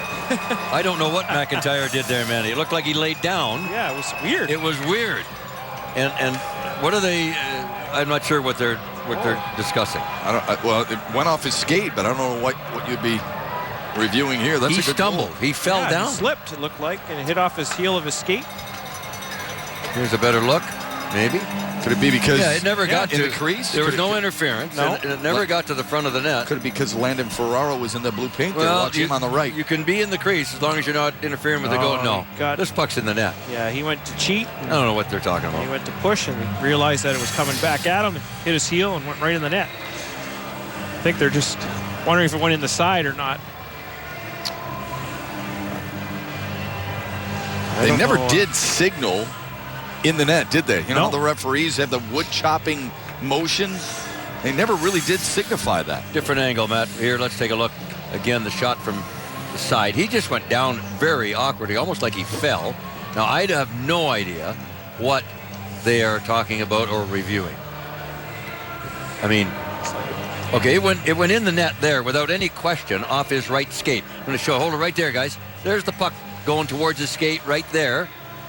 Go let her go. Skates off the post, off the blade, in behind. It goes to the back of the net over there. Now you see here, Ferraro's there, or Glendening rather. Glendening shot the puck. Right. Ferraro's there, but front. he didn't interfere. There's a great look at it right there. I mean, I can't understand. What are you looking at? Trying to make some chicken soup. I don't know. Well, I don't understand. They listen to you, man. It's a goal. Right. Not that difficult. Look at the smile on Glendening. His 4th of the year. Well, he's been right on cue tonight, hasn't he?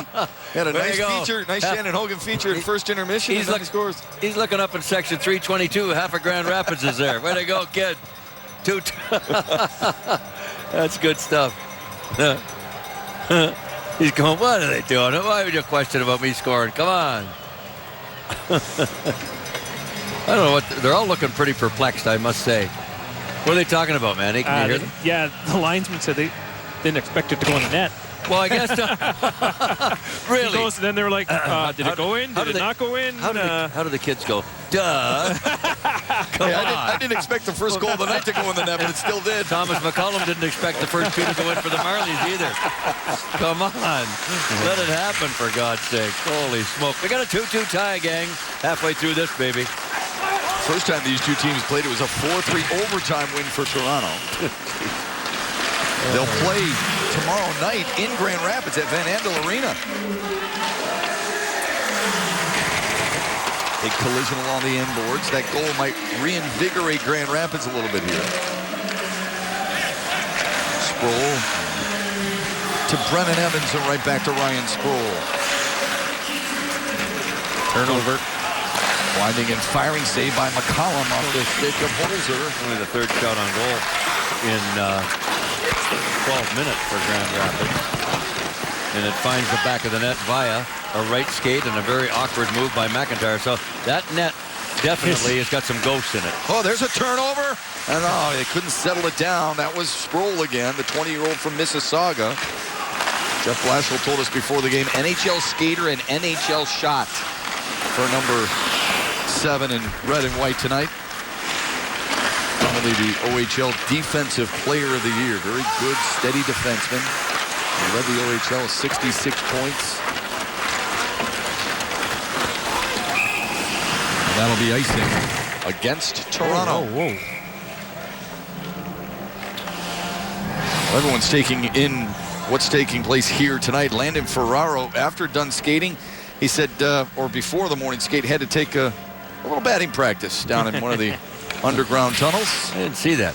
And then the entire Grand Rapids team made sure they got a really good photo of that beautiful scoreboard here. It's a big scoreboard up the back there, and the game is being played, and all the pictures are being shown on that board as the game goes on. So wherever you're in the park, you can see that pretty plain.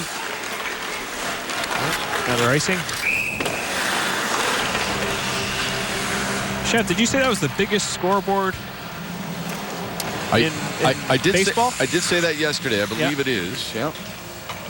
If it's not the biggest scoreboard, it's maybe the biggest screen. But yeah, I mean, Mario and Pemba, my friend, would know better than I. But I do believe that's true. Pretty cool. Yeah. I like how the tiger just changes all the time.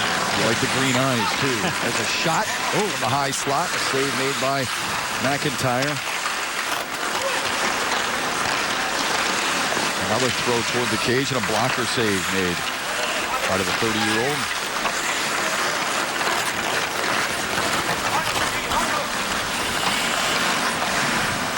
Number 4, that's Petch. He looks like Mark Howe. Left-hand shot, skates the same way. Love to have half the career Mark did, I'm sure. same number on the back. Number 4, Howe up the left side. Speaking of Howe, how about this? Gordie Howe was on the ice with us today, Matt, and Johnny Bauer for the Toronto Maple Leafs came out. Johnny's in his 90s, and I played against Johnny the last year. They won the Stanley Cup in Toronto in 67 rather, with Terry Sawchuk and Johnny Bauer as the goaltenders, and Johnny's in his 90s, came out a great big smile on his face. There's Mark, number 4. Petch looks a lot like him. What a great career he has. And there's Gordie. With Marty was there, and as I said, Johnny Bauer. Mike Krushelnyski came in there. Yeah. Mike Krushelnyski, formerly of the Red Wings staff as well. You know what I love about that story, Mick? I mean, for as long as you played, for as many great players you played with, and the success you had, individual 2-on-1, shot, save made. Nice save by McIntyre. You still get thrills seeing some of the guys you grew up watching. You know, it was a different era, it was a different world, it was a different time. Society was different. Penalty there, not much question about that. That could get a fight going. Yeah. Here we go. But I mean, it was a different era, and we'll talk about that when we come back. 2-2. Grand Rapids going to be shorthanded when we come back. It is unique, and I don't know if I realized that until I stepped in here this morning, and to see the Tigers clubhouse and to step on the ice, it's just a really neat environment out there. And Mike Babcock was real adamant to me to make sure that everybody enjoys the event, to make sure family are a part of it. So we had family a part of it this morning, and it was just really, really special. It's something I've never been a part of before, and we're certainly going to enjoy it. When the puck drops, we're going to focus to win the hockey game, but we're going to enjoy the whole atmosphere. He talks a little like Mike Babcock, actually. That's for a good reason. Been around him enough, and Well, right now he doesn't want anybody to see what he's talking about. But yeah, like coincidental minors. It's a big that's a break for the Griffins, because Glendening cross-checked the Marlborough player and should have had a penalty, but Marlies got a little bit crazy and equalized it. But going back to our conversation, you know, the 60s and the 70s were obviously a whole different era, a society. Life was different then and than it is today. This game today is faster. They're bigger, stronger, faster. I don't know if they're more talented as 20-man teams they are, because they play the game differently. And I'll try to pick out a couple of, oh man, who got nailed right into the bench. They play the game differently. A lot of chip and chase and try to go fight to get it back, which we don't understand. Old era hockey players, but too hard to get it, let alone throwing it away for nothing. Colin with the save. Manny, our crack research department says it's the fourth largest in Major League Baseball. Fourth largest. I thought when they first built it, it was the largest. Still pretty Either way, amazing. it's really cool. Pretty amazing. I just talked to the other linesmen. They said in the AHL they just use the overhead for replay. Okay. And since they don't have it here, obviously we don't have the helicopters in the air or the overhead. They're not using the replay tonight, so they will not go to a replay. They'll go to more of the goal jet. 4-on-4 hockey for another minute. In the neutral zone, Josh Lebo. Pretty good chop there. Ashton.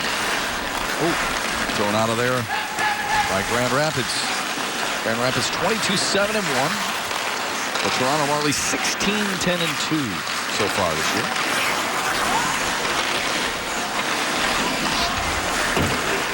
H able to clear. Kevin Marshall. And that's offsides against the Toronto Marlies. We talked about Jeff Blashill. Steve Spott is in his first year behind the Marlies bench. Kitchener Rangers, I'll be darned. I played against those in the old OHL with Peterborough. And he has a slight interest in the Red Wings' success as well because of his association with one Stephen Weiss. Yeah. Also was a 7 years assistant under Peter DeBoer. I'd like to get Stephen Weiss back in healthy, huh, Mick? Yeah, he's going to be on the shelf for quite a while. Yeah. It's been a tough year for Stephen Weiss. I really like him as a hockey player. And I love the acquisition at the time. I missed most of last year in the shortened season with a bad wrist, and here he's going to end up missing just a whole ton of time here. It's unfortunate. So hopefully he can have a good finish of the year and hopefully a good playoff. Look at that. Out of the box. Here comes Glendening looking for number 2. Oh! Score! Oh boy. The lights on. The referee's pointing. I saw a car outside of the left field stadium with the taillights and thought it was the goal judge's light. Holy jumping. Did that go off his skate again? It was early. Off his skate behind him and just got inside the post. Look at that. Wow. Just inside. You're right. It tucked right inside there. That right post has been a nemesis for both goaltenders at that end, hasn't it? Watch, it hits the post, hits the back of his skate, and just gets inside the post. Oh, my. So he knocked it in himself with his leg. Off the post, left off skate. Oh, my goodness. Right that net definitely got some voodoo. There is no question about it. That's a great call, That's voodoo. 4 weird goals at that end. Well, that's a nice thing to say in a family show. These rink mics are a wonderful thing. And by the way, the rink mics are being telecast all the way or broadcast all the way through. The audio is through the baseball park. So people up in the stands all over from the upper deck down to behind the dugouts can hear what's going on. And language like that sometimes squeaks through. But so we apologize if you might be a little offended. But the heat of the moment. 3-2 Griffins in front. Luke Glendening with 2 goals. Game tire and a game leader as of right now. Number 4, number 5 on the season for the former Michigan Wolverine. It's only 5 shots in this period. Make that 7 for Grand Rapids in this period. And 6 for Toronto.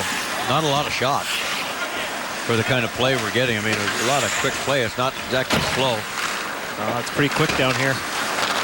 Those guys are enjoying. They got heaters behind the benches, and the heat comes underneath the bench onto the back of your legs, which is pretty nice when you're sitting there. First 2-goal game of the year for Luke Glendening. We talked about Grand Rapids' offense, number 1 in the AHL at better than 3.5 a game. And they've scored twice here in this second frame. On the end boards. And now the Marlies able to clear.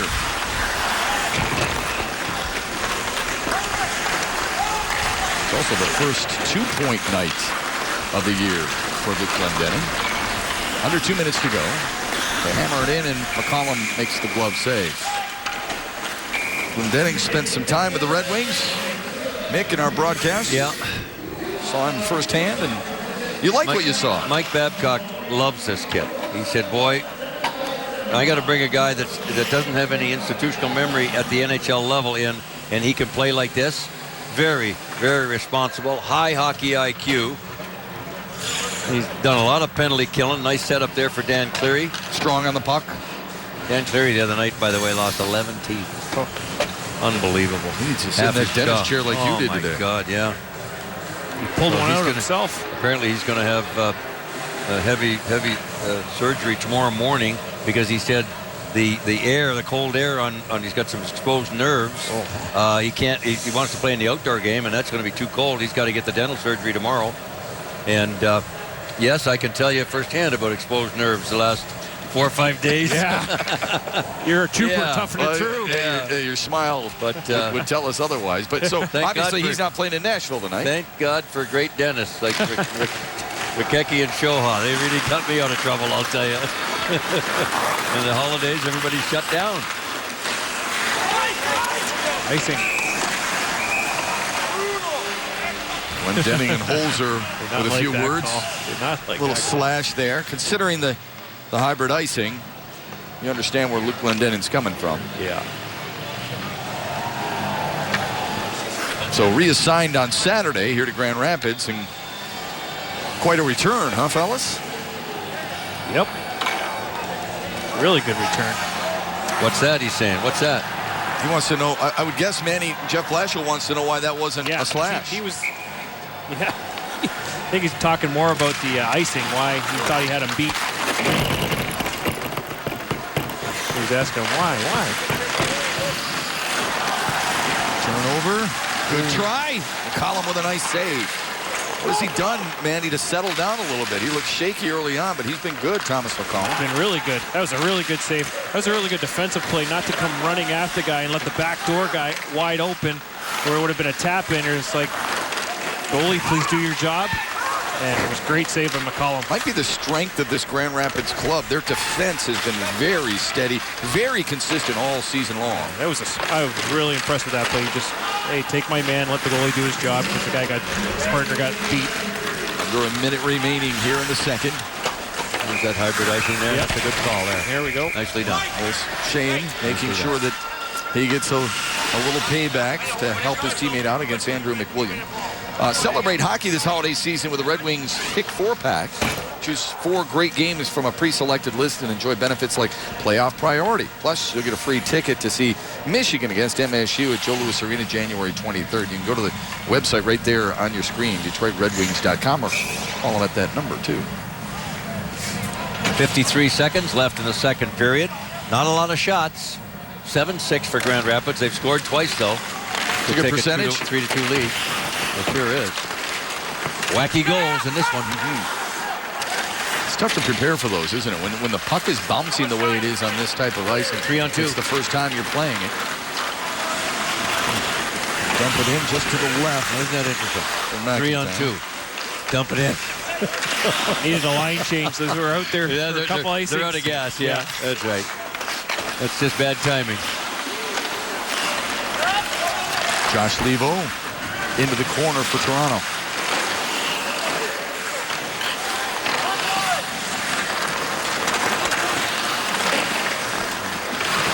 Comes up the far wall. Couldn't pulled off it. Turnover. Good save there. Left pad save off the stick of Josh Levo. Otherwise, We're tied at 3 right there with 4 seconds left, and those are backbreakers, aren't they? Here's what we got coming up in our second intermission.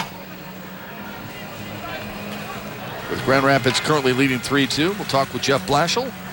And, of course, getting ready for the big day. Tomorrow, 2 games, and then the big day in Ann Arbor. Mickey will take a look at the second period highlights as well, so hope you can stay with us in the second intermission. Grand Rapids with 2 goals here in the middle frame to lead at 3-2, their first lead of the night. Short-sided try, and McCollum did a nice job of hugging the post tight there. That's too good a chance. I'm not a fan of that post leg down on that kind of on the goal line, just a foot off the goal line. Just too many cracks in the arm. Yeah, you can have post leg up and shut that right down, and there's just, you have to seal that up perfectly, and there's just too many holes, and you saw how the one sneaked through in the first period. Does have a very creative name on the back of his mask, though, Tommy Boy, since it's Thomas McCollum. In reference to the old Chris Farley movie, Tommy Boy. What a personality. That's a busy mask. It is. That was strictly made for this event, though. That's pretty cool. That is cool. Jerry Cheevers would be. Yes. I don't know what he'd be doing. That old mask of his with all the puck marks. Yeah, just the puck marks. That thing is awesome. I'm hoping I put a few of those puck marks on there on Cheesy's mask. Yeah. I used to do those with my road hockey mask. Yeah. Well, here's what Thomas McCollum did here in this second period. That went off the noggin, that's for sure. Yeah. That one off the shoulder. They're up, obviously trying to go high if they can. There was that last wraparound by Lebo a moment ago. Just with a few seconds left, that was a great chance. And just a good save by McCollum to keep this game Grand Rapids by a goal after 40 minutes of play. The boys put all their skate guards on for the long walk into the Tigers locker room and the visiting baseball team's locker room here at Comerica Park on a beautiful, beautiful December 30th evening here in Detroit, Michigan.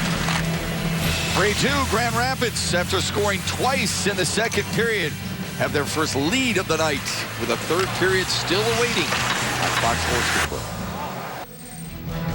Mickey Redmond signed a lot of autographs the other day. Gordie Howe today as well.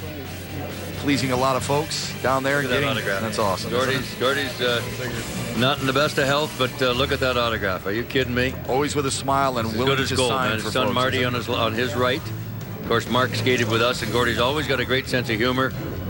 Talked to him when he came off the ice. He said, "A little cold, Mick, a little cold." I said, "Well, they got to get you some gloves, Gordy. You wore them for a long time, made a living that way." He said, "That's right." He is such a nice man, isn't he? It's He great sure to see is. him. It's great that you were out there signing autographs. Manny Legacy as well. Let's take a look at our second period highlights. Only 2 goals posted, both by Luke Glendening. Yeah, well, they're going to have to figure out something about this net. Here's a pretty easy-looking goal. The goaltender, I don't know if he hit a rut or what happened, but he kind of just fell down. I don't know where these goalies were when I was playing. Too easy that way. But bingo, they do a hard look at it, and it finally goes here, out of the penalty box. Glendening tries to go 5 holes, gets a tip off the stick, off the left leg, and here's a different angle. Watch the left skate right there, into the net. Bingo, just like that. 2 goals for Glendening. 25 points now in 25 games. And here, I want to show you on the telestrator. I'm going to move for this one. Boom, watch this guy. Here's the way they do the game today a lot of times. Long pass, watch what he does. Just turns his stick, chips it into the zone, and then we're basically giving it away, and then we're going to go and fight for it. And I'm not quite sure understand that, but that's the way the coaching is, even at this level, Matt. And look how easy the Marlies cleared out right there. Nobody there, and it might be an icing, but nonetheless, there's a lot of that going on in the NHL, like a track meet. Center ice, turn your stick, chip it in, go fight to get it back. Toe Blake would be turning over in his grave if he saw the game played like that. Is it because guys are looking forward to forechecking more? I mean, or is it just a philosophy? It's just a philosophy. Okay. I don't like it. Some say that the coaches are so good, they're coaching the skill right out of the game. Why give it away when it's so hard to get it back? I agree. Common sense. Yeah, it's tough to argue with that. A lot of skill on the ice here so far tonight. A lot of skill earlier today as well, including Chris Osgood, our own Chris Osgood, who's getting ready for one of the 2 alumni games that'll be played tomorrow right here at Comerica Park and here on Fox Sports Detroit. The American Hockey League is brought to you by Arby's. Try Arby's new and improved French dip and Swiss sandwich. Now get 2 for $6 for a limited time only. And by your Metro Detroit Chevy dealers. Visit ChevyDetroit.com and see why Chevy drives the Motor City. We are driven to bring you more hockey here at Comerica Park just outside Winter Festival. Grand Rapids now in front 3-2 after scoring twice in that middle frame. This is one of those games we're excited to bring, but especially tomorrow, 2 alumni games, one at 1 o'clock. You'll have 25-minute periods, and at the last 10 minutes of each, you will have a running or a stop clock for Mickey Redmond and the rest of the alumni. Just a couple of periods in each of those. And I know the Leafs and the Red Wings were out earlier today, and they were excited. They were lacing up the skates, trying to get ready for this one. But there is one guy who took a little prodding to get him into this festive spirit and make sure he wanted to participate in the alumni game. He's our own Chris Osgood, and Shannon Hogan explains why. We've all heard about former Red Wings forward Chris Draper's tenacious training routine as he and other Detroit alumni prepare for the New Year's Eve showdown against former players from the Toronto Maple Leafs. Equally notorious, however, is teammate Chris Osgood's disdain towards all things exercise. So how is it that Ozzy decided to return to the ice after all? It all started one day at the rink. And to this day, nobody knows what happened to Ted Lindsay's lucky socks. Was that good? Did we get that? Yeah. Everything's good? Now fully committed to his new role as a broadcaster, Osgood was at the rink finishing up a feature when he heard some familiar sounds. It was his old Red Wings teammate Chris Draper and his new Fox Sports teammate Darren Elliott. But the two of them training together, that just didn't make sense.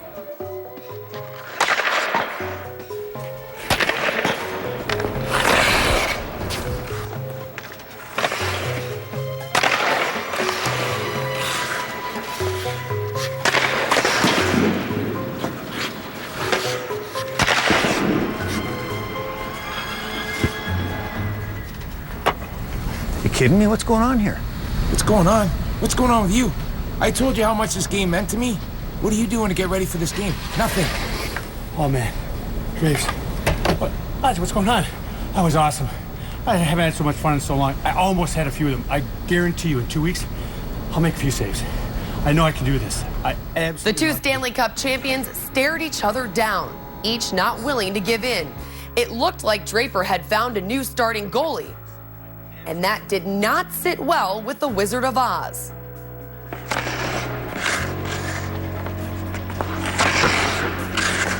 So Osgood watched as puck after puck found the back of the net. And with each goal, an old fire burned hotter and hotter.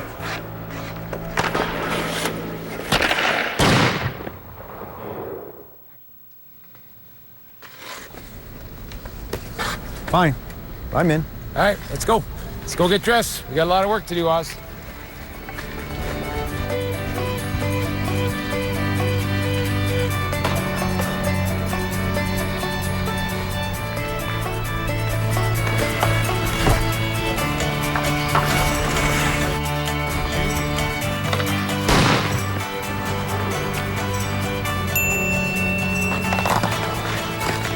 So now Chris Osgood is back between the pipes for the Red Wings alumni. All it took was a little coaxing. And even though Draper and the other Wings are working him pretty hard, if there's one thing Ozzy likes better than relaxing, it's winning. Red Wing fans are happy that Chris Osgood will be playing tomorrow. Now, Shannon Hogan is with us during our broadcast here tonight. Had a chance to visit with both those. Were you in the workout room with both of them? Can you handle that workout, Shannon? You guys, I can definitely handle that workout. I actually helped write and put that story together. And every time I watch it, I just giggle because how about Darren Elliott's vintage equipment? I mean, come on. That was like circa 1988. I'm so glad he was able to bring that out, Shep. One thing I wanted to let the viewers at home also know, for Skate Today, this is such an exciting atmosphere here out on the ice behind me. You're here at Comerica Park. But what a lot of people don't also realize is that they are in the Tigers clubhouse. Yes, the Griffins are in the same clubhouse as where Miguel Cabrera normally is, Victor Martinez, Justin Verlander. I mean, that is a huge deal for a lot of those guys. I was in there earlier today, and of course, I cover the Tigers too, so I'm familiar with where everybody sits in the clubhouse. Jeff Blashill taking his skates off, getting all ready, and I'm like, hey, Coach, you do know that that's where Alex Avila sits, right? He's like, oh, really? Oh my gosh, you had to tell him I was sitting here. Other guys were then wondering where they were sitting. It was a fun atmosphere, just one little perk of being a part of all the outdoor excitement for this whole environment and everything going on. Shep, I'll send it back up to you. While you were in that clubhouse, where yes, you and I have been a number of times, these guys get the first opportunity. Was there a lot of picture taking place tonight? Oh, yeah, and you can even on Twitter, you could see a bunch of the guys, even the college guys for the GLI, the Michigan Tech kids, they were tweeting out, they're like, oh, hey, thanks, Victor Martinez, for letting me sit in your locker stall. It's an exciting time for all of them. And you know what? I'm interested to see where the alumni sit tomorrow. I might have to find some of that out and bring that into the alumni game coverage. I bet you will, and I would guess a lot of Tigers would say, wow, I can't believe this Red Wings alum like sat Nick in my Lidstrom stall. was sitting in my stall. Yeah, Right, that'd be awesome. Or Mickey Redmond. That'd be big. Thanks, Shannon. We look forward to your contribution in the third period as well. Grand Rapids leads at 3-2 through 40. Stay with us. More to come from Comerica Park. You're watching the AHL between Toronto and Grand Rapids on Fox Sports Detroit. This is what we were talking about moments ago. The pictures from the Grand Rapids Griffins Winter Festival. Go Grand Rapids Griffins. We're ready. Is it tomorrow? Yeah, all those things that they were looking forward to. And you could see the Tigers clubhouse decorated with the Grand Rapids Griffins jerseys and garb. It's a thrill for all those guys, just like it's a thrill for us to have Shannon Hogan joined by Jeff Blashill downstairs to talk about the first 40 minutes All of right, play. Coach, we get Luke Glendening back for this outdoor game, his first game back in the AHL, and he goes out and scores you guys 2 goals, get you right back in this thing. Yeah, Luke's a good player for conditions like this, too. He's obviously just a very good hockey player in general, but he's a straight line north-south player. We talked about throwing the pucks in the net, and he did a good job of that. Heading into the third, you're up by a goal. What was your message to the team in the dressing room? Well, we can still be better in our D zone for sure. I thought we needed to tighten up there. There was a couple free looks for them, so we need to be tighter there, but we need to continue to skate. We did a good job of that period. All right, good luck the rest of the way. Thanks so much. Shep, I'll send it back to you. Good stuff, Shannon. Thank you very much. Let's check out the second period stats. It's brought to you by HAP. Mickey Redmond. Yeah, well, not a lot of scoring chances, but physical game though, right? 2 very strange goals and not a lot of penalties there. More in the first period for sure. What about the hits for you? Hits, a lot of hits for 40 minutes of play for sure. No question about that. Shots on goal, you see pretty similar as well, and the scoring chances. So it's been. Let me see here. Where are we? I'm guessing it's the net to the north that's got the bugaboo in it. Yeah. It's had all 4 goals. And they've been strange, to say the least. Is that psychological, Manny? Can that play on a goalie's mind at all? I never thought about it any way like that or anything, Okay. no. But as you guys say, goalies are weird, and some guys might. Well, it looks like you're doing your best to stay warm. Oh, it's a little chilly down here, fellas. Your buddy Draper and Osgood, they had that workout going. I don't know if they could handle this type of element like you have. Draper like might such be a doing champ. stairs around here somewhere just to keep going for Wouldn't tomorrow. surprise me. Wouldn't surprise me at all.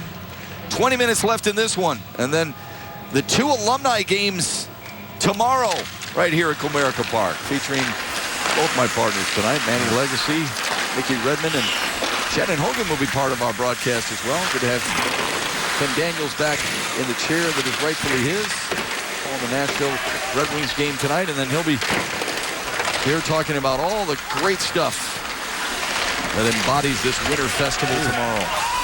I'll tell you where Draper is. Shot Good save. chance there. Ooh. Draper's at the alumni party with the Red Wings and the Leafs, and we're missing a good one. Yeah, we are. Yeah. But it'll still be going, won't it? We're watching a good one. They're having a good one. And have one for us, boys. Or 2. If they haven't already. Yeah. Oh, you know they have. It started at 5 o'clock. Yeah. 5 till 8, so we get out of here and we miss it. Oh, the words of Jimmy Buffett is 5 o'clock something. Yeah, you'll have a lot of catching up to do. Yeah.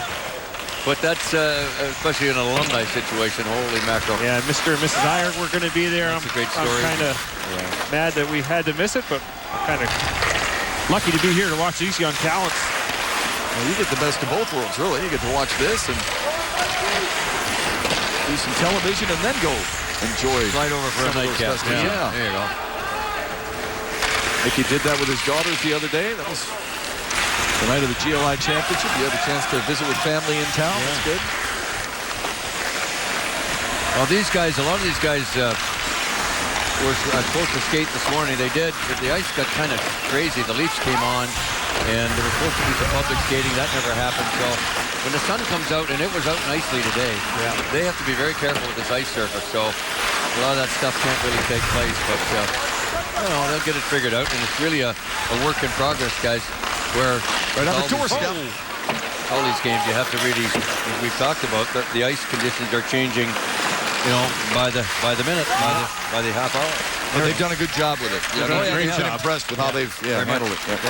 Very much so. They almost cut our little skate this morning short because of it. Yeah. Luckily they didn't. Well, these guys had, to get the ice ready for this game. And the warm-up really, which was at 4:30. So. High slot shot. McCollum goes right behind him. He reaches out, getting some help And there from in. Brendan Evans, and now it's in. Wow. There's the voodoo of this net. Jeez, I guess so. I mean, that's unbelievable. I mean, the Griffins wanted a whistle, I think. He never had it. Simple shot. Gets through. Oh, went right behind him. How do you not call a whistle there? I don't know. You could have called a penalty shot for a forward falling on the puck. Now watch that. Trickled in right behind him. And then... Kenny Ryan might have just he batted poured that one in. Yeah. Coming off the side. Just trickled through the 5-hole. And he couldn't find it. Boy. That was, you can call it what you want, but... That's another freaky goal. Not an early whistle for sure. That would have been whistled down, but no siree. Not to be.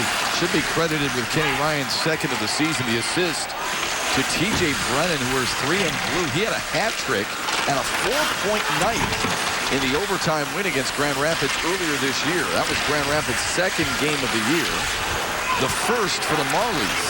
Once again, when you get a goal, it's not a very clean goal. Yeah. By any means. It's really strange, and all at this end of the ice where the column is now. Ouellette pulls it out of his own zone. Gains the blue line for Toronto and then dropped the mail. Got it back. Risks a shot, and he went high over the cage. Kick down in front, and Toronto able to clear. Andre Nastashel is there. He's number 11 in red, the 22-year-old from Prague. Stuart Percy took a hit. Great pictures by our camera crew down there, isn't it, folks? There's a great appreciation for the game, the speed. Nathan pitched along the end boards. Dug out of there by Glendening, who has 2 goals tonight. His first 2-goal game of the year, first 2-point game of the year. Brendan Ferraro shadowing in the corner. Peter Granberg against Riley Sheehan. Centering pass. Oh, good save. They hit it on the side, but it was a good save by McIntyre. Greg McKegg all the way up the wall, held in at the point. Thrown back down low. Ferraro chases it down in the corner. Turns and fires, hit a leg. Couldn't pitchfork it out of there. Glendening had it lifted off his stick to center ice.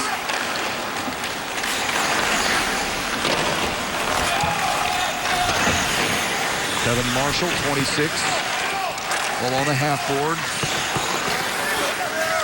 In a battle, and a good one. Trying to dig it out of there with Corey Emerton. Knocked down by Evans, and this is Sproul. All the way into the on net, Drew McIntyre.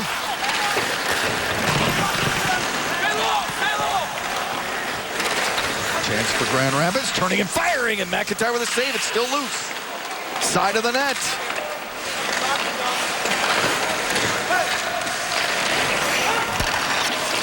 Held in at the point. They throw it toward the cage. You see rebound there after it hit a leg in front, all the way into the Grand Rapids zone.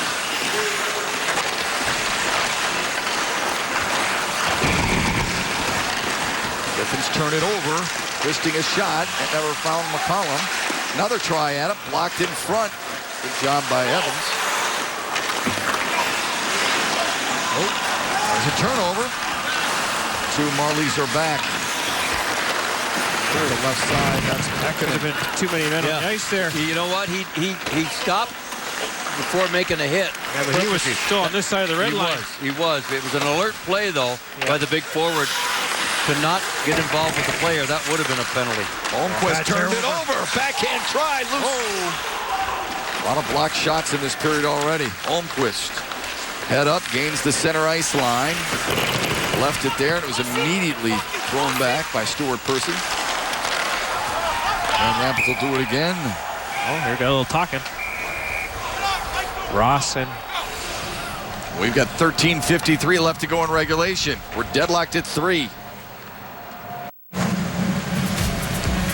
Third period here earlier today. Nicholas Lidstrom back in town. And it was nice to see number 5. He told me he has not skated a lot. Didn't look like it to me. No, I think he's still winning a Norris Trophy. Honest to God, there's Lanny McDonald, the great Maple Leaf and Calgary Flame, of course. Darren McCarty in the background, and legendary mustache. Oh yeah. A little grayer than it used to be, but Lanny scored a couple of big playoff goals for the Leafs. Holy mackerel! And for the Flames. And for the Flames. Yeah, they won the Stanley Cup. Yeah. Still remember him after he scored, Montreal. almost running. Remember on the Montreal? ice. That was in Montreal when they won the Cup on the road. Boy, that was a really good team. Yes, it was. Yes, it was. That 89 team. Mike Vernon was. Yep. Mike Vernon was the starting goalie. Yep. Wasn't Joe Newendike on that team? Yes, he was. Yeah, he was. Jim Poplinski, another big centerman, defensive centerman. And Al McInnes was on that team with the big bomb. Right, sure was. Yeah.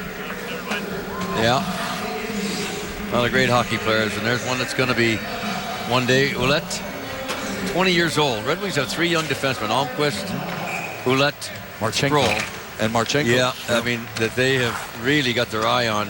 Marchenko is just starting out, but these other 3 guys were the top defensemen in their league a couple of years ago. Right out again. Well, it's interesting. Marchenko was a 9th-round draft pick. It's one of those draft picks that Ken Holland is famous for, finding guys later in drafts. You'd love to have other teams be able to do the same thing in certain sports. But, I mean, Ken Holland really does a nice job of finding that gem that everybody else overlooks, right? I don't know how they're going to continue to do that. Pavel Datsyuk was the 171st pick. Isn't that crazy? Jonathan Eriksson was the last pick of the draft, 254th. Yeah.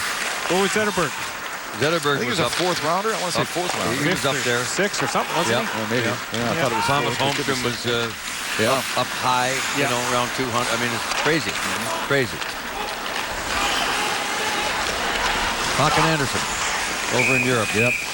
He's the guy that's responsible for finding all these guys. And you got to get lucky, though. You can't always pick the talent when you're that far down in the draft. But and guys who won the Cup with Detroit, who have played as part of the Grand Rapids Griffins as well. You know, Hoodler, Cronwall, Brett Lebda, who then went to Toronto for a little bit. Yep. They never have a high pick because they always finish high. That's right. Marty Lapointe was out skating today. Before Jakob Kindle, Lapointe was the only draft we had in the top 20 for 20 years. Wow. Yeah, or it might have been maybe the top 10. He was Well, they don't have many first-round picks on them. I know Cromwell was a first-round pick. Very rarely. Kindle. Marty Lapointe was my captain at the World Juniors. He was a good hockey player. Really good hockey. He's a solid character guy on a team. He was tough. Yeah. He could do score. anything to win. Yes, he was. And I understood why he went to Boston. You know, you get that opportunity. Who's to blame you for taking it? But I thought his game changed a little bit. For sure. From a geographically and from a how do I say it? From a professional standpoint, it was a bad move. I shouldn't say geographically. Boston's a nice place, but it was a bad move from a professional standpoint because he wasn't the same hockey player with the Bruins. They offered him a ton of money. Yes.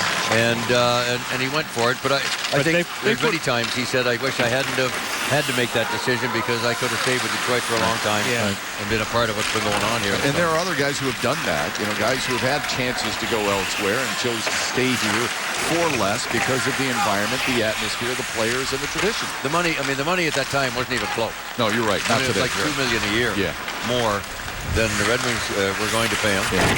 Still good money, mind you, but they just put him in a situation where he just wasn't going to excel.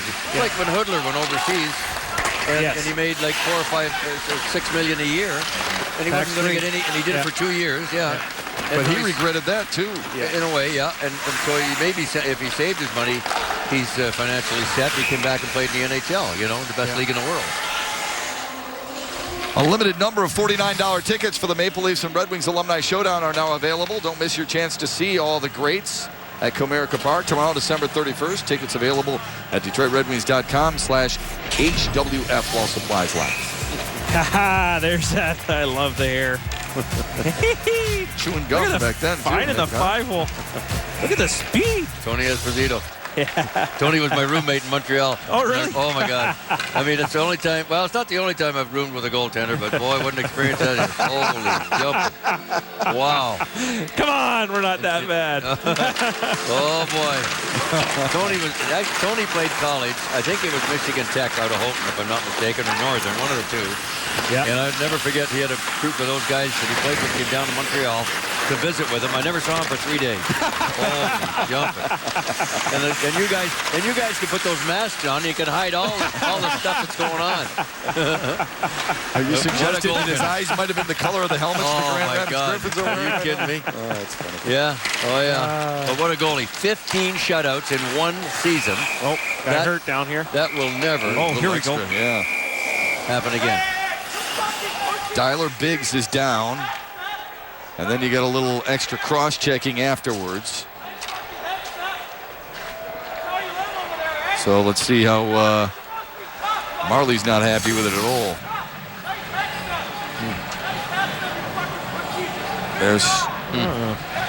That's Tristan Grant. Watch this. Oh, that was after.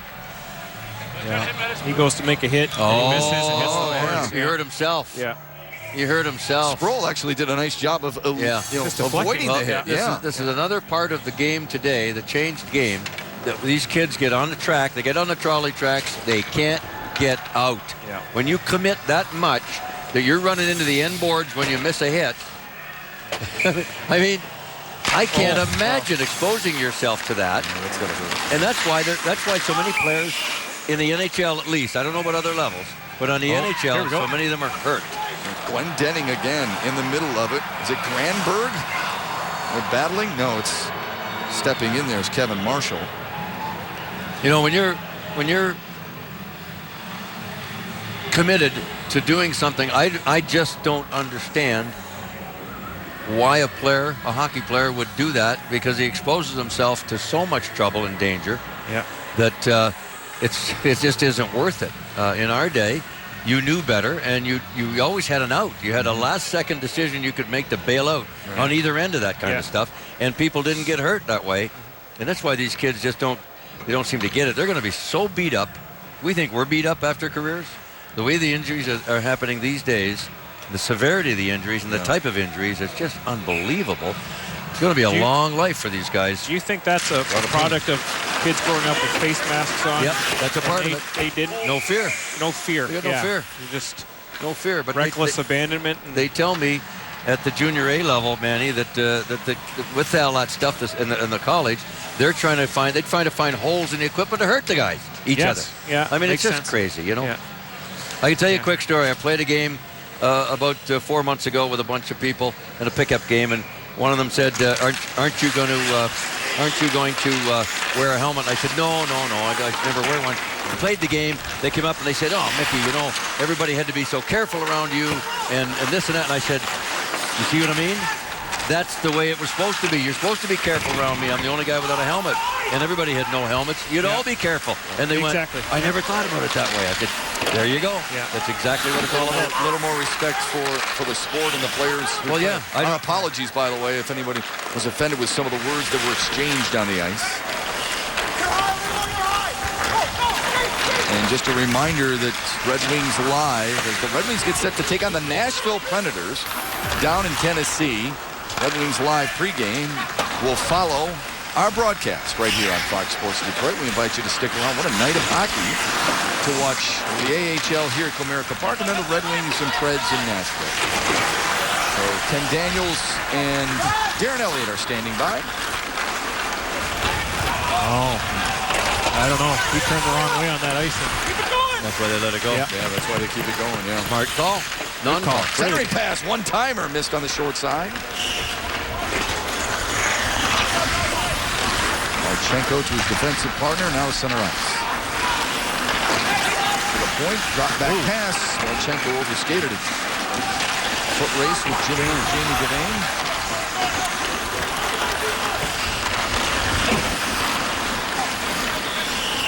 A lot of neutral zone play now. 9:20 remaining in the third.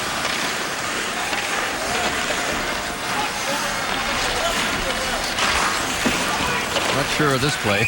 Yeah, that was kind of. What you're sure of it that it's an icing. You can't get a line change no matter what league you're in. You can't do that anymore with this hybrid icing. Yeah. Boy, oh boy. It's Dave McIntyre, former Dallas 4th-round pick in 2006.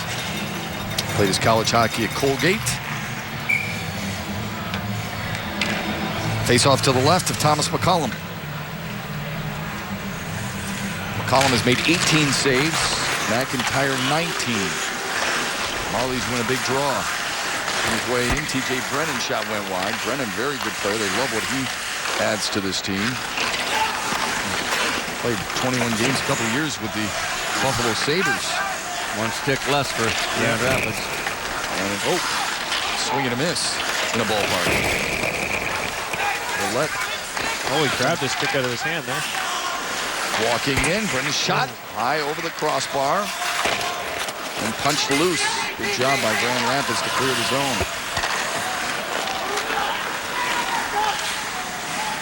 Dunning kind of settles it into the corner. Under 8.5 left in regulation. Last time these two teams played was an overtime game. Toronto won 4-3. Glendening right in front. Shot! Shane's shot was tipped just wide. Good breakout there. From the point, one-timer, it missed wide. Rich Callahan in the corner. Left it there. And it's scooped up by the Marlies.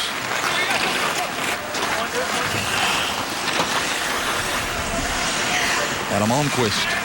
See him, how he patiently backed off the forward, the Leaf forward, or the Marley forward, just by a head fake.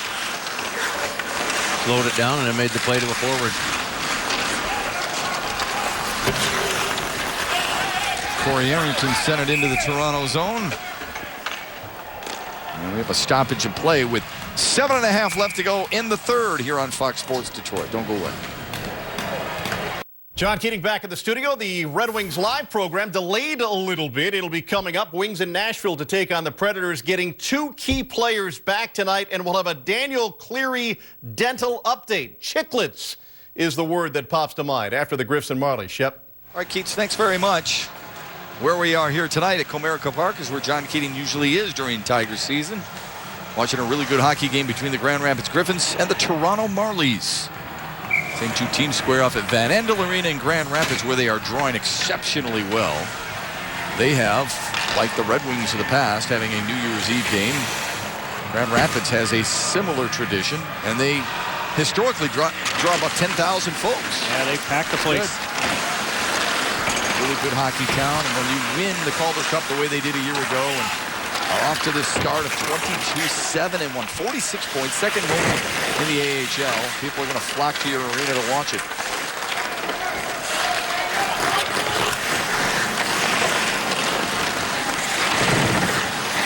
More collisions along the Ember. Had a ton of hits through too. It hasn't stopped here in the third. 7 minutes remaining.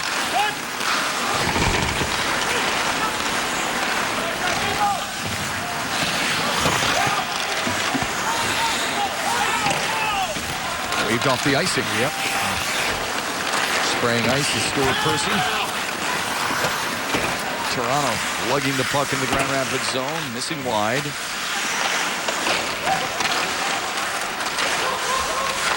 Battle along the half board, and it comes all the way out to center ice.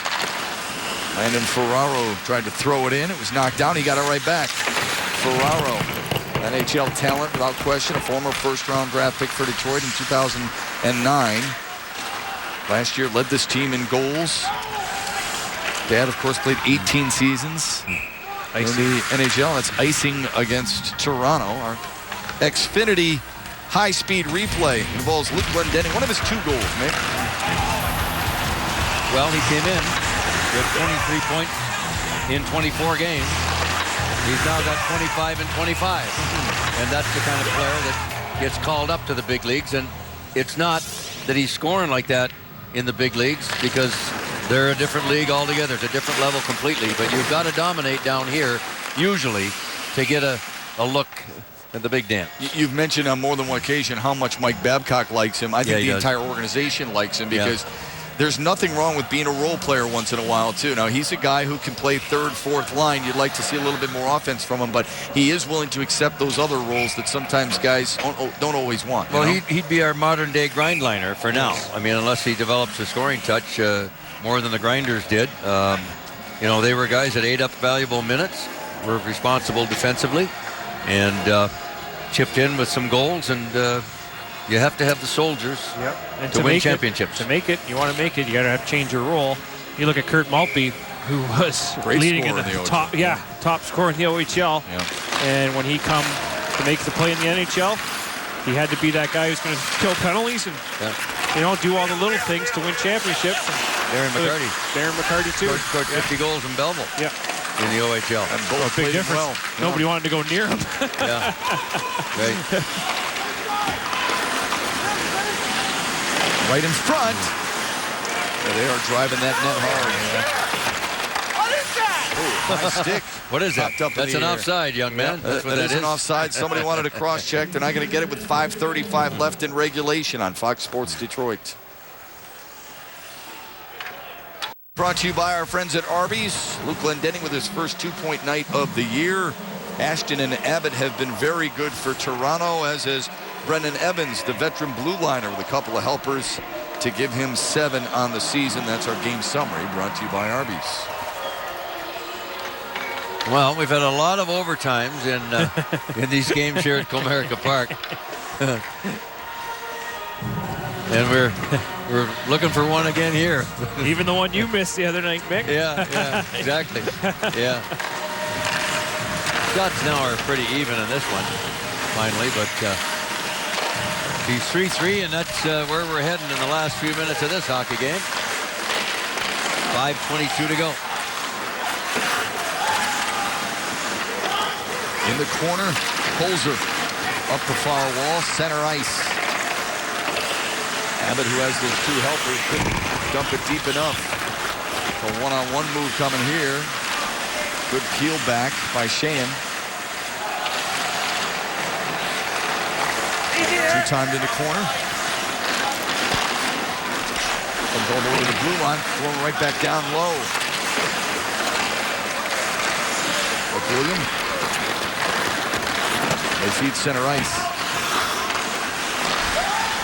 Marchenko quickly up the right side. Hammered into the zone by Emerton. Can't help but wonder if these teams play a little differently as you get down toward the end of regulation. They look like they are already. Yeah. We're playing for that extra point. Yeah, exactly. Yeah. Well, we've talked about a number of the Grand Rapids alumni. Justin Abdelkader was down there for a few seasons, 08, 09, and 2010. The number of games he played right there, and 22 goals. The first year he was down there, made him a finalist for the Rookie of the Year. Former most outstanding player, the Michigan State International Championship run. Muskegon. Yep, Mr. Hockey in Muskegon Heights. Yep. Muskegon North Shores for Justin Abdelkader. Living the dream. Well, with some of these kids who grow up here, play for this organization. Just incredible what they're. Danny DeKaiser's another one from Macomb. Mr. Abdelkader still helps with Muskegon Lumberjacks. Retired teacher. Really helps with all the education for those guys over there in Muskegon. Does a great job. He's at every game. Yeah. Love talking hockey with him down at the Bowles and Childress Arena. I've had a chance to visit a number of times. He, Mr. Miller, Drew Miller, of course, from Lansing. There's a shot save made by McIntyre. That hurt. Right off the hand. Boy. Well, it's pretty obvious, don't you think, Mick, who our McDonald's player of the game presented by the new premium Southwest McWrap is? I'd say so. Mr. Glendening, 2 goals tonight, 25 points on the year in his 25th game. With 4 trips up with Detroit throughout his young career, and hopes for a lot more in the future. But he's doing what he has to do at this level to continue to have the Detroit people say, when somebody comes up, there's a guy we're looking at right off the hop. Hard to believe he was a walk-on in Michigan. Wasn't a preferred walk-on, but still. There should be a whole lot more of that going on. Some of these guys, the system is so messed up at times that if you don't have the resume, nobody looks at you. There's a lot of guys. There's only 7 rounds in the draft, like the Kaiser. Yeah. He fell through the cracks, didn't get drafted, and all 30 teams wanted him a year ago. You know, crazy. A lot of good hockey players out there don't have a place to play. Glendening, a very athletic family. His brother, younger brother, was an All-American lacrosse player, as well as an All-State football player. Tough game in the knees, that one. Yeah, but very similar to hockey, right, Nick? In a way, but you can cross-check in lacrosse. That's what I liked about that game. Tough to be a goalie in that game. My dad said, "You guys shouldn't be playing that. All you do is fight and get thrown out, and it's no dang good. I'm not going to go watch that. Plus, it's too hard on your knees and those cement floors." Well, there's 2 college players right there, Glendening and Abbott. Glendening at Michigan, Abbott at Maine, and you're seeing more and more of an influx of the collegiate game into the NHL. Well, it looks like we're heading for overtime. 2:50 to go. 23 shots for the Griffins, 21 for the Marlies, and a 3-3 hockey game here at Comerica Park. It has been a marvelous 12 days. Sure has. For all the activities down here at the ballpark, and it's going to be topped off tomorrow with the back-to-back alumni games, Red Wings and Leafs, 1 o'clock start. We're expecting 33 to 35,000 people down here tomorrow. That's going to be amazing tomorrow. Yeah. And fellas, even if you didn't come to a game, even if you didn't come to a game for this extended weekend, the Winter Festival outside was dynamite. There's a wraparound try. They jam away right in front of McCollum. And here comes Grand Rapids out of the pile with it. Rolls all the way in on McIntyre. McIntyre, number 2 in the AHL and wins with 14. 5th in goals against, 5th in save percentage. This is Holkonen dragged down there. Grand Rapids wanted a penalty. Sticks up high. Sports free into the corner. Ryan Sproul.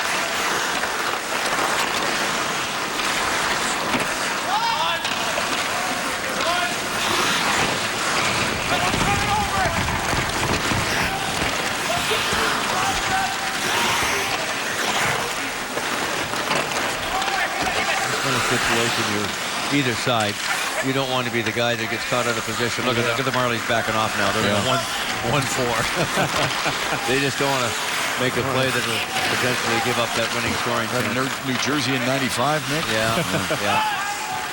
Could be a nice one. Yes, it is. Okay. Well, we talked about Danny DeKeyser. Remember, he was part of Andy Murray's team, or Jeff Blashill's team, that had great success. And then the other day, we watched Western Michigan win the Great Lakes Invitation in overtime, early in overtime, to celebrate their 2nd ever. 4 times they've been to the GLI, 3 times they've been in the championship, and twice they've won it. Not a bad record. Andy Murray and the Broncos, congratulations. Beating defending champion Michigan Tech in a rematch of last year. Last year was 4-0. This year, closer contended. We approach the minute mark of the 3rd here. Glendening along the end boards.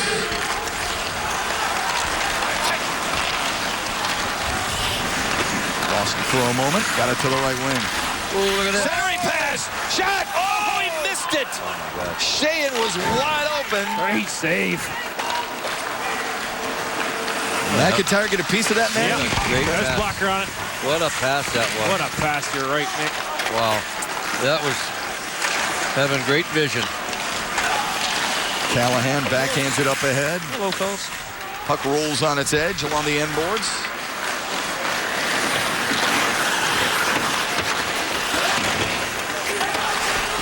That's why they like Almquist. Plays like that. That was a wonderful pass by the young man. Heads up. Great vision. Watch this play. He's got his head up. Boom. Guy breaking on the far side. And Sheehan, I guess he got a piece of it. It's the far side to us. Tried to go high on it. And you see him, nobody watches him coming down the far side. They'd made a change, and they couldn't get to him in time. Beautiful pass by Almquist. He got bothered just a little bit at the last second, but what a great A scoring chance with just 30 seconds left in the third period of a tie game. McIntyre up to the task. The blocker save.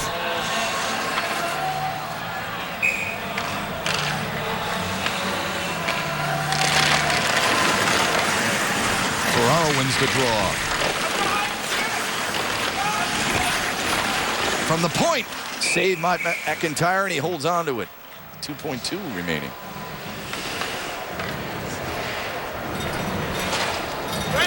The old crown on the Marlboros. Haven't seen that for a long time. Toronto Marlies had always had wonderful teams growing up in Southern Ontario. They're always bigger, stronger. They had a couple of million people to choose from, and little town of Peterborough used to go up against them all the time. It's unbelievable. Never their size, never had the choice of players. But we beat them once in a while. One of their big defensemen could put his arms out and cover three of us little peewee forwards, you know. Jeez. The Peterborough Petes at the time, Peterborough too, Petes, still? yeah. Peterborough Petes, great franchise for many years. Yeah. The Don Mills Flyers around then, Nick? No, they were not. No. You had St. Mike's and the Marlies were both Toronto Maple Leaf St. Mike's, farm teams. Yeah. Montreal had the Montreal Canadiens Juniors, and the Peterborough Petes were the Canadiens farm teams. For the second time in as many meetings between Grand Rapids and Toronto, we head to overtime. Tied at 3 on Fox Sports Detroit. Well, I was going to show you what it got us here in overtime. The North goal, not the North Pole, the North goal had 5 very, very strange goals for sure. This one a bad rebound by McCollum. It sneaks through him. 2-1 Marlies at that point. Then Luke Glendening took over. Same end of the ice. Look what happened there. Somehow the ghost got underneath McIntyre. He fell down. Breakaway. Glendening out of the penalty box. Bang. Off the post. Off the equipment. Off the skate. And in the net. Another goofy goal. 3-2 for the team in white. And then the Marlies have tied it up here with another weirdo at that end of the ice. Holy mackerel. Been wild. So they will not switch ends for overtime. 25 shots for the Griffins, 21 for the Marlies, and here we go, Matt. And we will go 4-on-4 for 5 minutes like they do in the NHL. I like it. I like it. You were mentioning the other day you'd like to see college institute such a rule, and I don't blame you. I talked to Tom Anastas about that, and he said they don't do it because of the discrepancy in the conferences and stuff, different because of the rankings. So that's the only reason they don't do it, I guess. But well, nonetheless, I think they'd always like to get more resolution in overtime or 60 minutes as opposed to the skills competition in the shootout. On October 5th, Toronto won 4-3 in overtime. Second game of the year for Grand Rapids, the first for Toronto of this season. Glendening in the corner. He took a big hit. Almquist at the half board. Throws it back down low. It hops over Glendening's stick. Scooped up and cleared by Toronto. Almquist from Husqvarna, Sweden. Forcing him wide, jam away. That was deflected to the high slot. Out of the far circle. Along the end boards, Spencer Abbott. Couple of assists tonight. Andrew McWilliams' shot was blocked. 4-on-4, boy, you really have to be aware of the man you're covering. It's man-to-man coverage, and you'll lose him, and he's open to get a pass. This game could be over in one shot. Almquist waits.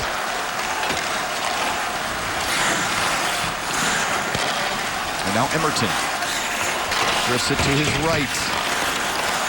Turned it over at the Toronto blue line. Back come the Marlies. Oh. Whiff on the shot from Josh Levo. Levo trying to fend off Ouellette. Look at that kid, 20 years old. Look at that play. Yep. That's a big league play. That's why he's going to be a Red Wing sooner, not later.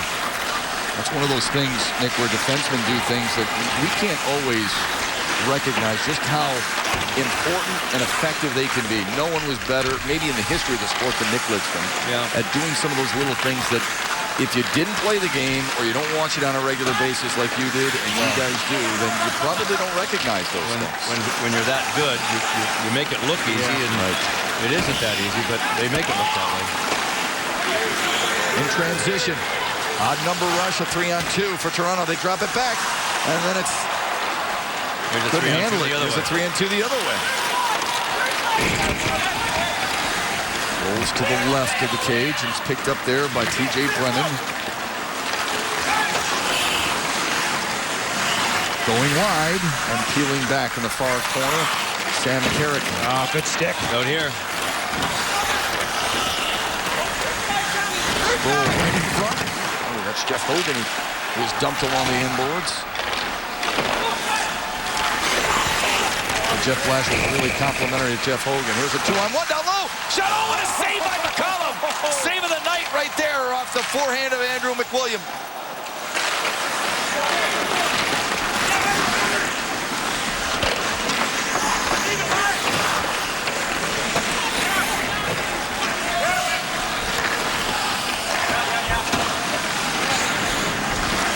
McCollum more times than not this year has played like that first-round draft pick for Detroit, 30th overall. Look at this save. Well, it's certainly his most timely of the night. He's had a tough night in that net for sure. Great job by Abbott. Nice play by Toronto to come around the back at a beautiful pass in front. Got the hand on there. Got it up too. Yeah, over look the at pad. Abbott. Strength around that. Oh, good save. Abbott did a great job fending off that hit. Making a sauce pass on this ice.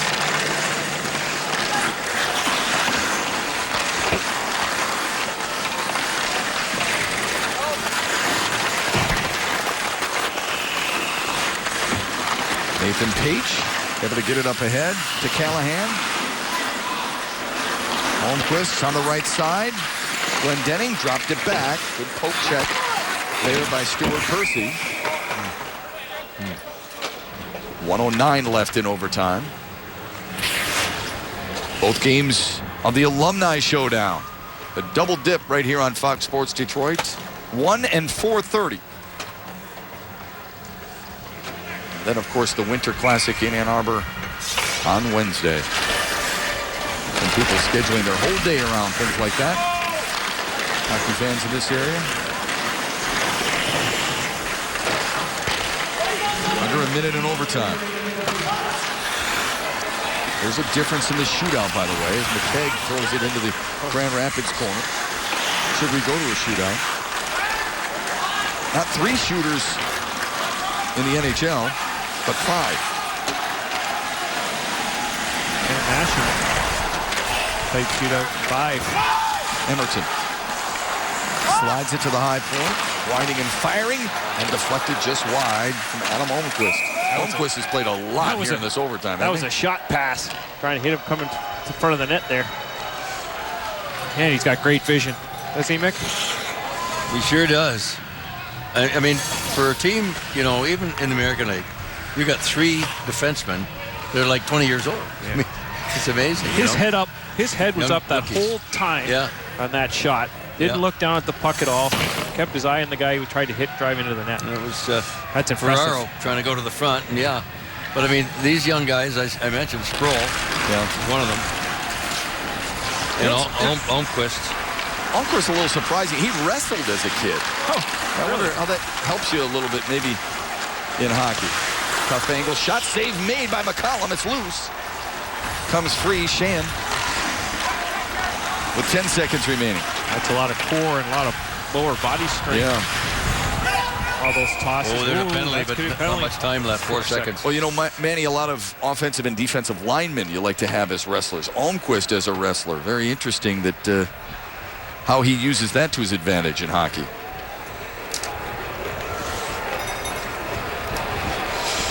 Four seconds remain here in overtime. McWilliam finds his way to the penalty box as Mick called it right away. Did you pull a goalie, Mick? You know what? The problem with that is that you lose your point if you get scored on. Yeah. You know? I mean, they got a pretty... 4-on-3 to make a 5-on-3. Yeah. 2 more guys going in the net. Yeah. You know? Does it look like he is? Right. I mean, Manny, he's got a pretty good lead in his division. Yeah. I mean, they might go for it, you know? You got to win the draw. McCollum's over there, but I don't think he's gonna stay, is he? No. Yeah, he's gonna skate back. He started to skate toward the Grand Rapids bench. I thought maybe they were going to do just that. And for the folks that may not understand what I just said, is that when you're in a tie game, you've got a guaranteed point after 60 minutes of a tie. If you pull your goaltender to try to get the extra point and you lose the game, you lose the point that you had by the tie in 60 minutes. So that's the gamble you would take. And even with 4 seconds left, Blashill decides not to go that route. Got Sproles. If I just saw that drawing correct, they're going to load up Sproles on the one-timer here if he can win it clean. Got that big shot, but Toronto won that big draw, and we are headed to a shootout. Big safe face-off win. So 65 minutes wasn't enough. The shootout is next on Fox Sports Detroit. John Keating and Chris Osgood back in the studio. This might have been the best Red Wings live ever. There was none of it because the Griffins and Marlies game went long. The Wings and Predators coming up in Nashville in just a matter of moments. But from here, we send it back downtown, back to Shep and Mickey and Manny, guys. Keats, it won't be much longer now. Griffins and Marlies headed to the shootout. 3-3 tie. That extra point, very important. You never know when you're going to need that extra point during the regular season. Well, if it's out there for the grabbing, you want to grab it. You want to grab it. Exactly. Yep. Yeah. No point fooling around. They're always big. Late February, late March.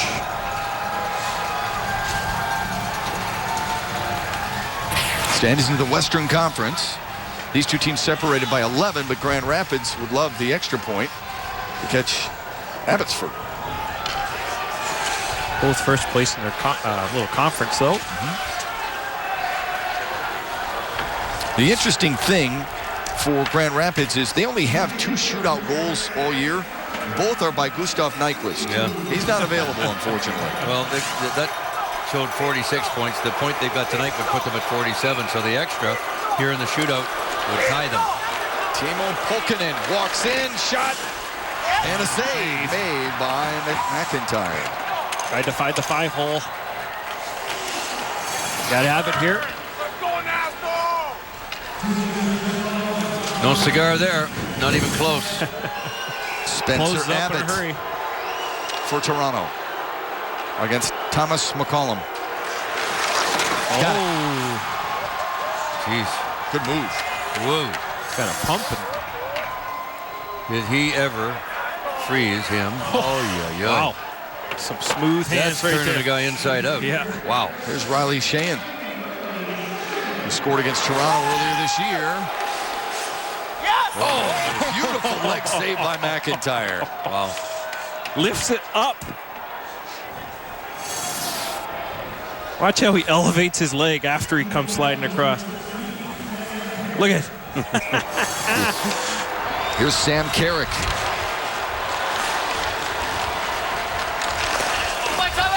Nice save by McCollum. The left hand, the flash of the left hand. The 2 shooters are by the wayside on each side. And it's 1-0 in the shootout for the Marlies. Cal Yarncrook, the 22-year-old Swede, 9 goals on the year. Yarncrook walks in, and a glove save by McIntyre. He seems to have their number, doesn't he? Yeah, wow. He didn't get that up nearly where he wanted to. No.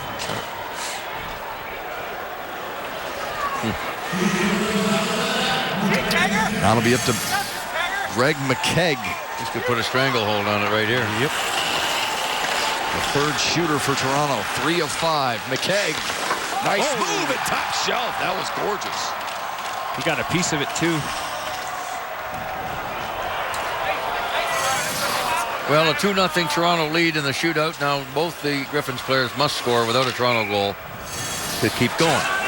Andre Nastrashel walks in, leg kick, and a save by McIntyre. That does it.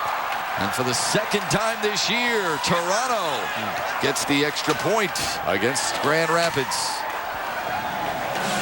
They had to come from behind to do it. They were up early, lost the lead because Luke Glendening scored twice in the 2nd. No blood drawn in the overtime, and the Marlies take the shootout. Tough way to go. That's why the shootout is great if you get it and pretty miserable if you don't. But all in all, a pretty good hockey game.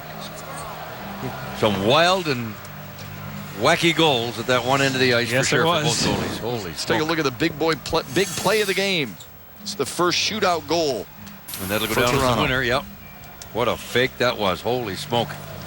Deked him right out of his jockstrap. Holy mackerel. Good stuff. Sure was. So Jeff Blashill's club hopes to regroup, and the same two teams will play in Grand Rapids tomorrow night. Hope you enjoyed our broadcast. For everybody involved, including Manny Legacy, Mickey Redmond, Shannon Hogan, our entire Fox Sports Detroit crew, I'm Matt Shepard. Let's send it to the studio. John Keating. Keats.